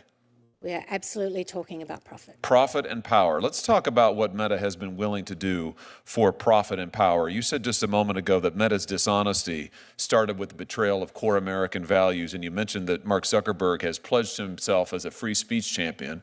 I notice he talks a lot now in the American media about free speech. I notice he talks a lot when he goes to the White House about free speech and how Facebook won't censor and Facebook will protect the rights of all. Yep, Have you ever known Mark Zuckerberg to censor on behalf of China? Yes, Chairman Hawley. Let's talk about a few specific instances. In 2017, the Chinese dissident Guo Wengyi suddenly had his Facebook profile shut down. Now, Facebook at first said that this was a temporary glitch. Was that true to your knowledge? It's always a bug. It's always a glitch. It's always something, right? Oh, it's something to do with the coding. Yeah, we just updated it. Yeah, sure. Yeah. It's always that, isn't it? We'll get to it in a couple weeks. Yeah, we'll figure it out. Yeah, no, month goes by, year goes by. Yeah, we still can't figure out where the bug took place. It's just a bug for this one individual, huh? Yeah, we don't know. It's just weird. No, Senator Hawley. In fact, Facebook shut down this dissident's page. This dissident, as you pointed out a moment ago, was living on American soil at the time. Facebook shut down that page based on pressure from the Chinese Communist Party. Is that accurate? That's accurate. Let's just take a look here at the documents. Here's some meeting notes taken shortly after a conversation with a Mr. Chow, who's a Communist Chinese Party member, a government official. Here, Mr. Chow asks Facebook, it says to Facebook that they want Mr. Guo's Facebook page dealt with. The notes say that Chow wants Facebook in China, but there are others who don't, so we Facebook need to take measures and do more in such situations to demonstrate we can address mutual interests. And then they go on to list, here's what we could do. We could do nothing, we could say we can do something, or we can do even more than expected, but we need to provide a response to the Chinese Communist Party on what we can do. So here we have evidence of high-level contacts between Chinese Communist Party officials and Facebook asking for this dissident's page to be taken down. Now, to be fair, this could be totally BS'd, right? Like, this is something that could have been totally made up. You know, there's not much. It just looks like a piece. It looks like something from a cell phone note, you know, to be honest. I mean, I understand it's highlighted here, but it looks like something from a cell phone. I don't know. It just could have been made up, but we'll sit on it. We'll let it marinate. Let's see where Howley's going here. He's cooking. On Facebook, acknowledging this pressure, saying we need to do something if we want to get the party's cooperation, the government's cooperation. And what happened next? Well, Senator Hawley, one thing the Chinese Communist Party and Mark Zuckerberg share is that they want to silence their critics. I can say that from a personal experience. So I think they came to the right man. This led to a series of events where eventually this man on American soil was kicked off the platform. So in April of 2017, following these conversations, Facebook takes down the profile, bans it, of Mr. Guo. Then in September, they make that ban permanent. Now, here's the really interesting thing. When Facebook's general counsel was asked about this directly under oath in a Senate Intelligence Committee hearing, here we go. He sang a different tune. Senator Rubio asked him directly, was there any pressure from the Chinese government to block his account? Was there any pressure to block his account? The general counsel, Mr. Stretch, no, Senator. So what's going to happen to that guy for lying under oath? Nothing. And that's the one thing about these hearings. It doesn't really, nothing really happens to anybody other than getting the word out to the American people. To be honest, the American people really don't care that much. They should. But when you have the progressive left that have taken hold of every facet of entertainment, the news media, the newspapers, the big tech, let's just say, well, nothing ever really happens. Nobody goes to jail. There's no consequences for anything because we live in a consequence-less society. We reviewed a report on that account and analyzed it through regular channels using regular procedures. Was this truthful testimony, Ms. Williams? Nope. No, Senator. It's in fact an outright lie, is it not? It is, Senator. We just saw the documentation. Facebook received not just a request, Facebook received direct pressure from the Chinese Communist Party and bowed to it and discussed it internally and planned it and then lied about it to Congress. Let's talk about what else they've been able to do, been willing to do in order to get this access to the Chinese market. Let's look at some more meeting notes. Here's a readout of a group of Facebook engineers offering to create a censorship regime that will allow Facebook to block all traffic the Chinese Communist Party doesn't want. Phase 0, this is an internal chat. Phase 0, we identify all traffic that are currently blocked in China and we, Facebook, block them. This is a test for us to see whether we can actually identify all traffic from China. And then the chat continues, yes, good way to build trust. And another conversant says, great stuff, guys, let's do it. What do they, give us some context here, Ms. Williams. What are they talking about doing here? When they say block all content that China wants, we, Facebook, do it for them. What are they talking about? They're talking about activating their censorship tools on behalf of the Chinese Communist Party. So Facebook... By the way, it makes me wonder how much of YouTube's doing this to our channel, because we were told that this doesn't happen. Yeah, no, we were told. By the way, we showed the receipts. I showed the actual conversation and I asked their approval if I was allowed to show it. And I took pictures of their approval because if they ever tried to come sue me, they're, oh, well, this is against our policy. You can't talk about this. You can't reveal this conversation to the public. I revealed it to the public and they blamed it all on you as to why you're not able to see the content. We have 80,000 subscribers over at YouTube and we get 6 views an hour. Explain that one to me. It's not statistically possible. It's not. If you were actively putting out, sorry, I shouldn't say it's impossible. It's possible through the realm of censorship, it is. But not, I have over 2,200 videos. I think 2,300 videos. Even if you did one of those a day, just pumped out one of those a day to 80,000 people, there's no way in hell. No way. Create censorship tools that will allow... By the way, 99% of my videos have 0 views. They don't pump anything out. That's how I know they're censoring me, you guys. They don't pump any of those video out. Oh, no, yeah, hey, let's recommend this video to your viewers. Let's recommend this video. It might be old, but it's still fun. Them to assume the burden, if you like, of censorship, where they will do all of the censoring that the Chinese government was doing. Facebook would do it on their behalf. Is that right? That's my understanding, sir. And here you have Facebook employees celebrating it. Good way to build trust. They mean build trust with the Communist Chinese Party, right? Correct, Senator. And great stuff, guys. Let's do it. Meaning they greenlit this and went forward to see if they could make it happen. Is that accurate? That's my understanding, Senator. All of this, let's be clear, for a murderous regime in China, the most barbaric, most evil regime on the face of the planet, and our free speech champion, Mark Zuckerberg, is here with his team of engineers actively working to make Facebook censor on their behalf. Let me ask you this. What about user data, Ms. Williams? Facebook has said publicly many times we would never compromise user data. It's a red line in the sand. We'd never do that. Never, never, never. Was Facebook ever willing to share user data with the Chinese Communist Party?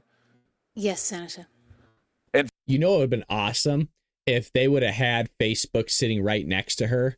And when she says that's legit, explaining why it's not legit, having Facebook right there. In fact, they had a plan for that, didn't they? Here's some more documents, internal documents. Update, I spoke with the China team yesterday. They flagged a potential complication. What do you mean you spoke with China? You're not supposed to be doing any business with China is what we were told. They don't do any business whatsoever, but yet communication's going back and forth. Gotcha. No, we don't do business. We just talk with them. Oh, gotcha. Okay. There's nothing transactional taking place. No, we just talk. They're not actually doing business. There's no exchange of any monetary value, but we'll do the bidding of them. Gotcha. Okay. Our negotiations with the Chinese government. I emphasize this is a Facebook document now. These are Facebook executives. In exchange for the ability to do operations in China, Facebook will agree to grant the Chinese government access to Chinese user data. There it is in black and white. Facebook will agree to grant the Chinese government access to Chinese user data, including Hong Kongese user data. And then they talk about they're going to have to get their Hong Kong citizens to re-agree to terms of service so they can slide this by them. There you go. This is extraordinary. Can I just ask you, Ms. Wynne Williams, was Americans' user data ever compromised? Or they ever plan to compromise American user data in any way? Do you know? One of the challenges with the servicing a market as big as China was the internet infrastructure that would underpin that. So I mentioned the cable that they joined between the US and China, and that would be very helpful. But in servicing this market, but it would still mean that the service would be slow. So they contemplated using POP servers, and POP servers as a technical data server that brings the data closer to the end user. The challenge with POP servers is that you can't segregate data. It would have American data, it would have Chinese user data, and it would be on Chinese soil. So I want to just be clear about this. Here in this document, Facebook is talking about making Chinese user data available to the Chinese government because they're going to store that data in China. Is that correct? Correct. But when you store that data in China, Americans who exchange messages or other information with Chinese Facebook users, that would mean the Chinese government could get access to the American data as well. Is that correct? Through the POP servers, potentially, yes. And Facebook was willing to take that risk? Yes, there was a lot of discussion about this, and ultimately, yes. I mean, this is extraordinary. This is exactly contrary to what Facebook has represented for years. Here, they're willing to build data centers, store data in China. They are willing explicitly to give the Chinese government access to it. And if that means that American user data is also compromised, they're willing to do that too. All for profits in China. There was virtually nothing they weren't willing to do. But let's go make sure that we manufacture more goods over in China. Let's make sure that we give them more of our intellectual property. Let's give them more power. Let's continue to shoot ourselves in the foot. That's just a great idea, isn't it? That just makes a ton of sense, right? To give a foreign adversary all that power over all our stuff. And so that we're a slave to the lender. And who are we going to be slaves to? Japan. We're going to be slaves to China at some point or another if we continue this trend. And thank God we got Donald Trump in office that hopefully this trend doesn't continue. Well, we have his physicals out. This is breaking news right now. Donald Trump's physical is out and about. Memorandum to Caroline Leavitt, White House press secretary, from physician to the president. Here we go. It says on April 11th, I guess it's a couple days ago. Now we're just getting this. President Donald J. Trump underwent his annual physical examination at Walter Reed National Military Medical Center. I performed and supervised the comprehensive exam, which included diagnostic and laboratory testing, as well as consultations with 14 specialty consultants, all in accordance with U.S. Preventative Services Task Force.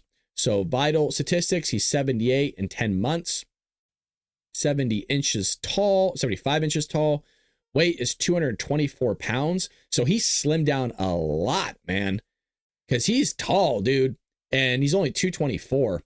Resting heart rate 62, which is great, by the way. That's a really good resting heart rate.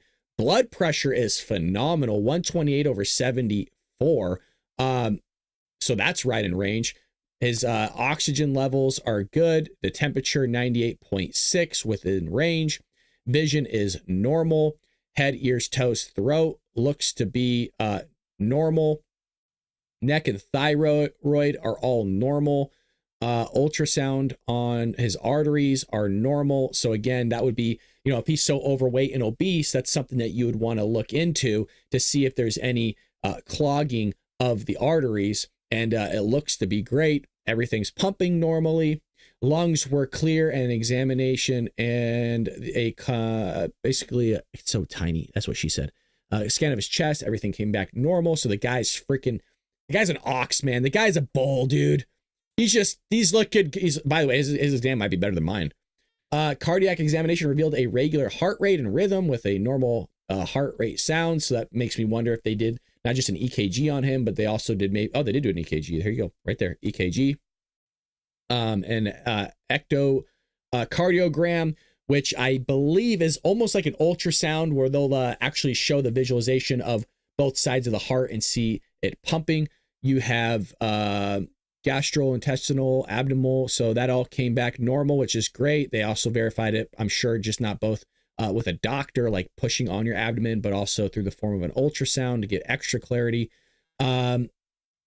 Extremities, his joints are great. The guy has full motion, neurological, everything is fine. His motor and sensory functions are great. His reflexes are on point. I mean, the guy's in the best health he could possibly be for 78, dude. Holy crap. Skin examination, some minor sun damage, which we expected. The guy's always out golfing. He loves to tan. So I don't think that's any surprising news to anybody. Lipid panel, let's go through this. Triglycerides are normal. So that's great. His cholesterol is under what it's supposed to be. Again, this goes with the idea. The guy eats McDonald's, folks. He has Diet Coke every day. He doesn't eat the most healthiest, but that's not what his results are showing. His results are showing that the guy's freaking eating clean, man, and he's not. He's built different, man. The guy is built different. That's all you could say about it. So good cholesterol. He's in range of everything, man. The guy's killing it here. Now, you might be wondering why I'm able to actually read this, and I'm not a doctor myself. Well, 1, I read books. 2, I can read data. And 3, my dad, unfortunately, went through a lot of terrible medical problems. And so I taught myself a lot of these medical things. And that's why I knew about EKGs, looking at the heart, looking at both sides of it pumping. And I read a lot of his blood work when he was hospital ridden. So I'm able to read a lot of this stuff and understand it. Metabolic glucose, hemoglobin is right there in pace with this A1C. A1C is really important, especially when it comes to healing and all those metrics. So that's always great to see that he's right in range of that. And by the way, he's like perfectly in range for that. Creatine 0.89. So he's right in range, right in the middle there with that one too. His vitamin B12 is perfect. I mean, the guy has a ton of energy for that vitamin B12. I mean, look, the guy's healthier than an ox, man. I mean, the guy is just there's nothing wrong with him. And from what I'm told is he also did a cognitive exam. I don't know if they released that one out there, but he's doing phenomenal. Now, here's the thing. They gave a similar exam to Joe Biden, and Joe Biden was somehow perfectly normal. Yeah, the guy was great, totally coherent as he's drooling onto the floor, barely able to sit up on himself, just crapping everywhere. Oh, he's fine though. Joey's fine. He's all good. He's fit. No, he could run a marathon tomorrow if he wanted to.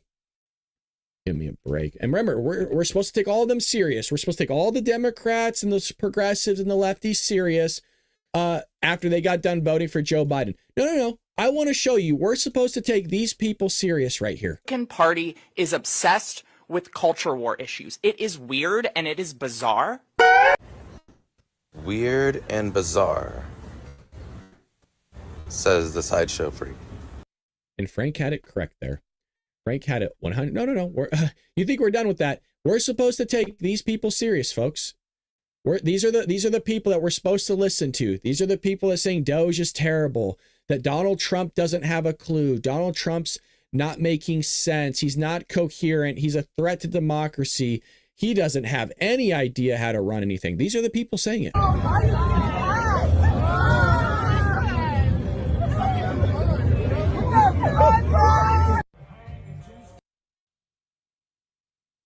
And these people are normal. Absolutely just freaking normal. Unbelievable. Looks like we have some news here regarding Medicaid. Is it Medicaid or Medi-Cal, rather? Medicaid. We have this here where I guess an audit of Newsom requested an immediate investigation of Governor Gavin Newsom's Medi-Cal scandal. Okay, there we go. He has bankrupted the program by giving $10 billion in free health care to illegal immigrants and potentially sought illegal reimbursement from Medicaid. That's highly illegal. So here we go. Audit of Medi-Cal, and this comes after Governor Gavin Newsom told state lawmakers last month the program is costing more than he originally budgeted for, and now he's borrowing $3.4 billion from the state's general fund to keep it afloat, with even more money needed. ABC 10's Becca Hobbecker shows us why Republicans are blaming undocumented immigrants and why advocates for that community say they're being scapegoated. Starting January 1st, 2024, California began offering Medi-Cal to all low-income Californians, regardless of their immigration status. It's really important because undocumented Californians, we pay taxes, we pay into the system. Carlos Alacon. And then none of these Democrats can fathom, none of these Democrats can realize that taxes are high because of your idiotic spending. Is health and public benefits policy analyst with the California Immigrant Policy Center, one of the organizations that led the fight over the past decade to expand Medi-Cal access to undocumented immigrants. Sickness doesn't discriminate on the basis of immigration, so our healthcare system shouldn't either. But California Republicans have fought Medi-Cal coverage for undocumented Californians. We need to put the citizens of our state first, rather than financing free healthcare for people who shouldn't be here in the first place. What do you mean? What? So just to point something out here, we are paying for illegal immigrants' health care, which is no shock. Some of these illegal immigrants are committing crimes, and we're still paying for their health care. Republican Assemblymember Carlos DiMaio sent a letter Monday, along with other Assembly Republicans, calling for a state audit of Medi-Cal, saying many are concerned that continued growth in the cost of Medi-Cal benefits for undocumented immigrants is a major driver of the cost overruns.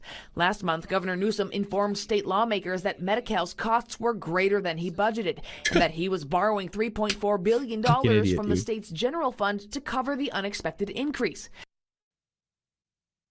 That's how stupid these people are. Oh, I was shocked.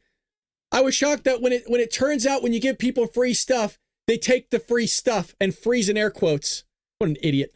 According to Cal Matters, Governor Newsom's administration acknowledged. By the way, this guy's going to be running for president, just heads up, and most likely will be president in 2028, just a heads up, because the guy's scummy and he knows how to work the system, and he's going to destroy everything that Donald Trump's going to create, by the way. Just completely destroy. You thought Joey was bad? This guy's hardcore lefty than Joey. I'm already going to tell you what he's going to do. He's going to come across as a centrist Democrat, a guy that budgets and knows how to fix things and wants to just also make America great again. He wants to put money back in your pocket. He's going to talk a lot with his hands, and he's going to do sleight of hand tricks with this politicizing nature of transforming stuff that he destroyed into something that he created. He'll just try to twist it and manipulate it like Karine Jean-Pierre tried to do.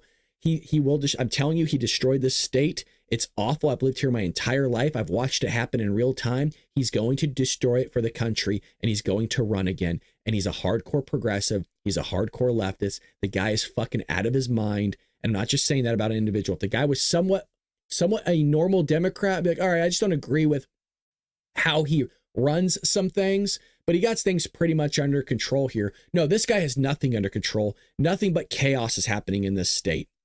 More people enrolled in the program than the state anticipated, and that the state is spending $2.7 billion more than it planned on coverage expansions for immigrants without legal status.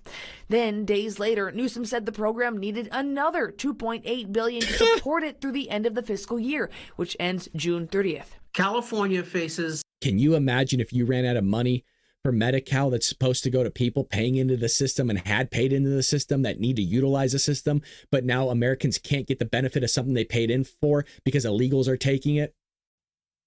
God, it sounds a lot like what might happen with Social Security and all those other things that happened during Joe Biden's administration when you allowed a bunch of illegals to take over apartment complexes and hotel rooms and kicked out Americans and veterans out of those hotel rooms in replacement of illegal immigrants. Sounds a lot like that again of, screw you in your own country. You're a second-class citizen in your own country. All those illegals and everybody that came here illegally and committed crime, well, they get first of everything. They get in front of the line. Yeah, no, screw you.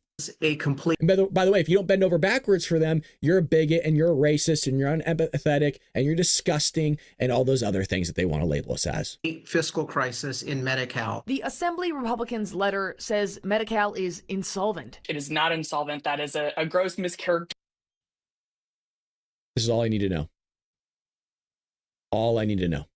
Of what's happened. Amanda McAllister Wallner is interim executive director with Health Access California, another organization that has been fighting for Medi-Cal coverage for undocumented Californians. That's all you need to know. Completely biased, doesn't have a damn clue. She spent more time growing out her hair. Things might be fixed a little bit. Maybe there's some sanity in there. She points out, as does the governor's office, that increased Medi-Cal costs are due to more than just its coverage of undocumented. So I'll point that out. You see, I just want to point something out here in California. Office that it's in other states. Medi-Cal. You see this here? Yeah, this is called the emergency room. And you might be like, well, why are they not in rooms? Why are these people, most likely Americans, not able to get an emergency room? Well, gee, you want to know why? One of the reasons is because there's illegals taking up that room. Now, how do we know that a lot of them are illegals? One, I have friends that work in the fucking emergency room. When my dad was sick, they would actually come up and visit him because they worked at the hospitals in the emergency rooms. And by the way, my dad had to share a room with an illegal immigrant that was shitting all over the place and complaining that he wasn't getting good service. And I'm not kidding. My mom was in the room, as was my friend that worked there. And that's how I found out that he was an actual illegal immigrant, because my friend's the one that told me. By the way, my friend was a nurse. I know how all this stuff works in California. So these poor people that actually paid their health care bills, they paid their premiums, aren't able to get a fucking room because some people are taking that room up and they demand the service. And when you give them the free health care, they still bitch and complain about it. Medi-Cal costs are due to more than just its coverage of undocumented immigrants. Medi-Cal's a huge program in the state. It covers 15 million people, children, pregnant women, people with disabilities, older adults, covers long-term care, and these things are very expensive. The governor's office points out increased costs are driven by factors including higher overall enrollment for all populations, not just undocumented immigrants, and rising pharmacy costs. Still, Newsom's office tells ABC 10 the future is uncertain, saying with tough fiscal choices ahead, Governor Newsom, jointly with Pro Tem McGuire and Speaker Rivas, will evaluate proposals to rein in long-term spending, including in Medi-Cal, while working to protect the core health and social services Californians rely on. So rather than doing the logical thing of removing the people off the Medi-Cal that shouldn't be there on there in the first place and are siphoning from it, well, what do we have to do? Well, we have to just borrow more money. See, that's the obvious thing. And this is how Democrats work nowadays. There's no balanced budget for these fucking idiots. It's just, let's take out more money, which, by the way, in the long run, is just going to be more money because you have to pay interest on that. So you still won't be able to balance it. You still don't have a damn clue. This is the guy that wants to spend $128 billion on high-speed rail and hasn't built any high-speed rail in 15 years. But yeah, let's elect him as president. Now, that's a really great idea. And that's how they think. And we said this under Joey. If you're part of the Democrat Party and you're an idiot and you could drive a state into the ground, you are automatically escalated to the highest levels of office because you've really proved your worth to the American people and the constituents that you serve. You've really proved your worth that you could drive a state into the ground. And by the way, if you could drive a state into the ground, God, we really love to do that on a federal level. Administration and but don't worry, give more power back to the federal government. Give more power to these politicians. Oh, great idea. Remember, we're the fascists, we're the communists that want to get rid of the power of government and give it back to the hands of the American people so they can decide what the hell to do with their money, not these nutjob politicians that still nutjob people vote in. By the way, I didn't vote for Gavin Newsom. I will never vote for Gavin Newsom because the guy sucks. I wanted him recalled. Okay, I wanted Larry Elder, at least the guy that can actually have his head on straight. I'm not saying I agree with everything he does, but damn, he would at least maybe possibly turn things around And let's go a step further. At least willing to take a gamble on somebody else other than a Democrat, because clearly they can't do anything correct and haven't done anything correct for over a couple decades now. They can't do it. They won't do it. They've proven not to do it, but they're too scared to vote Republican. Your odds would be better off. Your odds would be better off voting for a Democrat and seeing a Republican and see some change than it would be doing the insanity of expecting the same person to do something different. Anticipates state lawmakers will need to act soon to address Medi-Cal cost increases this fiscal year. Why? Adding potential cuts to Medicare on the federal level, a major funder of Medi-Cal, would further complicate. Yeah, blame the federal government for your fucking problems. There we go again. I'm telling you, blame it's a constant theme. I'm telling you, if you just watch any Democrat, they will blame everybody else for their stupid ass behavior. The situation in Sacramento. Becca Habiger, ABC 10. Let's blame the federal government. Oh, let's see what she has to say. She's going to say something. In terms of the state audit, members of the Joint Legislative Audit Committee will eventually hold a hearing about whether to grant the audit of Medi-Cal. The state's auditor office says that it generally takes at least 6 months to complete the audit work. It is something that will continue to follow. Today, I don't know if that's an internal audit or what. Not that I trust it. But no, yeah, let's just blame the federal government on everything. Here's Mike Johnson talking about Medicaid with Caitlin Collins. And Speaker Johnson clarifying to Caitlin, this bill doesn't include cuts to Medicaid except for cutting off the 29-year-olds, able-bodied people who don't work. It's not for them. There you go. Here we go. Part of this equation, okay? We're talking about finding efficiencies in every program, but not cutting benefits for people who rightly deserve that. Work requirements for Medicaid. That is something that is public opinion polls almost 90%. You don't want able-bodied workers on a program that is intended, for example, for single mothers with 2 small children who's just trying to make it. That's what Medicaid is for, not for 29-year-old males sitting on their couches playing video games. We're going to find those guys and we're going to send them back to work. That's what everybody supports. That's what the Republicans are for. And by the way, we find dignity in our work. That's going to be good for everybody. Well, God forbid, Mike, that you have people that want to work for something. God forbid that you have somebody that should go out and have a job and pay for their own things. But we don't live in a society like that anymore. See, we expect other people to do everything for us, from not just our manufacturing to producing our goods or creating some sort of service for us so I don't have to do it. But they also just expect somebody else to pay for everything as well. And that's what you're seeing right now is our society. And unless something changes in our culture, which I think Donald Trump is trying to do right now, we are absolutely screwed as a country and nothing will change. We'll be completely screwed as a country. And, some of us in this chat might not see it in our lifetimes because we'll be dead and gone, but our kids will, or our grandchildren will. Somebody's going to be royally effed here if we don't turn this ship around. And it's going in the wrong direction unless Donald Trump can really steer this thing. And it's going to take a long time to steer. And I don't think he can do everything in his 4 years because some of these things he want to do is long-term effects. You need another president like J.D. Vance, hell, Vivek Ramaswamy. You need these brilliant minds in the White House for another 4 years or hopefully another 8 years after and turn the ship around. Hell, get Donald Trump Jr. in there. I don't care. Get Laura Trump, somebody that has their head on straight after Donald Trump and can continue this trend of trying to make America great again. Because I'll be honest, I don't know if he could do it in 3 years and 9 months left. We'll see. Maybe I'm wrong. God, I hope. But it takes a long time to do a lot of this manufacturing. It takes a long time to build stuff.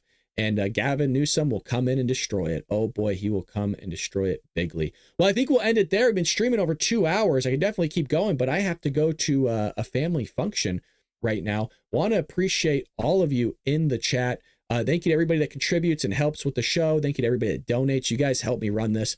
And I just appreciate all of you. I always say this, and I know that you know it, but I don't ever want to take you for granted. So there's another Spooky Adventures video out. If you want to go and check that out, that is a lot of fun. Would love your support on that end. Go over there and subscribe, but also watch the content all the way through because that helps pump the videos out. And I think that's another metric that doesn't get talked about enough here. As long as you stay all the way through the video and you don't leave, it really helps boost our analytics because it actually tracks you on an individual level when you leave. And I can actually see the spikes of when people leave the show or how long they're watching for. So I can't see your names, so I don't know who's leaving and who's not, but it does support if you're able to stick around. Obviously, I'm not telling you what to do, just asking for your help in that regard. With that being said, we'll be back here tomorrow morning for another episode of The Bald Brad Show. Remember, we'll be back also Tuesday, Wednesday, and Thursday morning. We're going all the way Monday, Tuesday, Wednesday, Thursday. And then also we'll be doing Dark MAGA Tuesday, might do Dark MAGA Thursday. We will see how that works out. And that's going to be open to everybody, by the way. Dark MAGA for the entire week is open to everybody. We are going on vacation starting Friday till the following Saturday, so I'm going to be gone for over a week. And so would love for you guys to at least hang out with me while I'm here. With that being said, take care of one another. Pray for this country. I'll see you tomorrow morning bright and early for the Bald Brad Show. Take care, Patriots.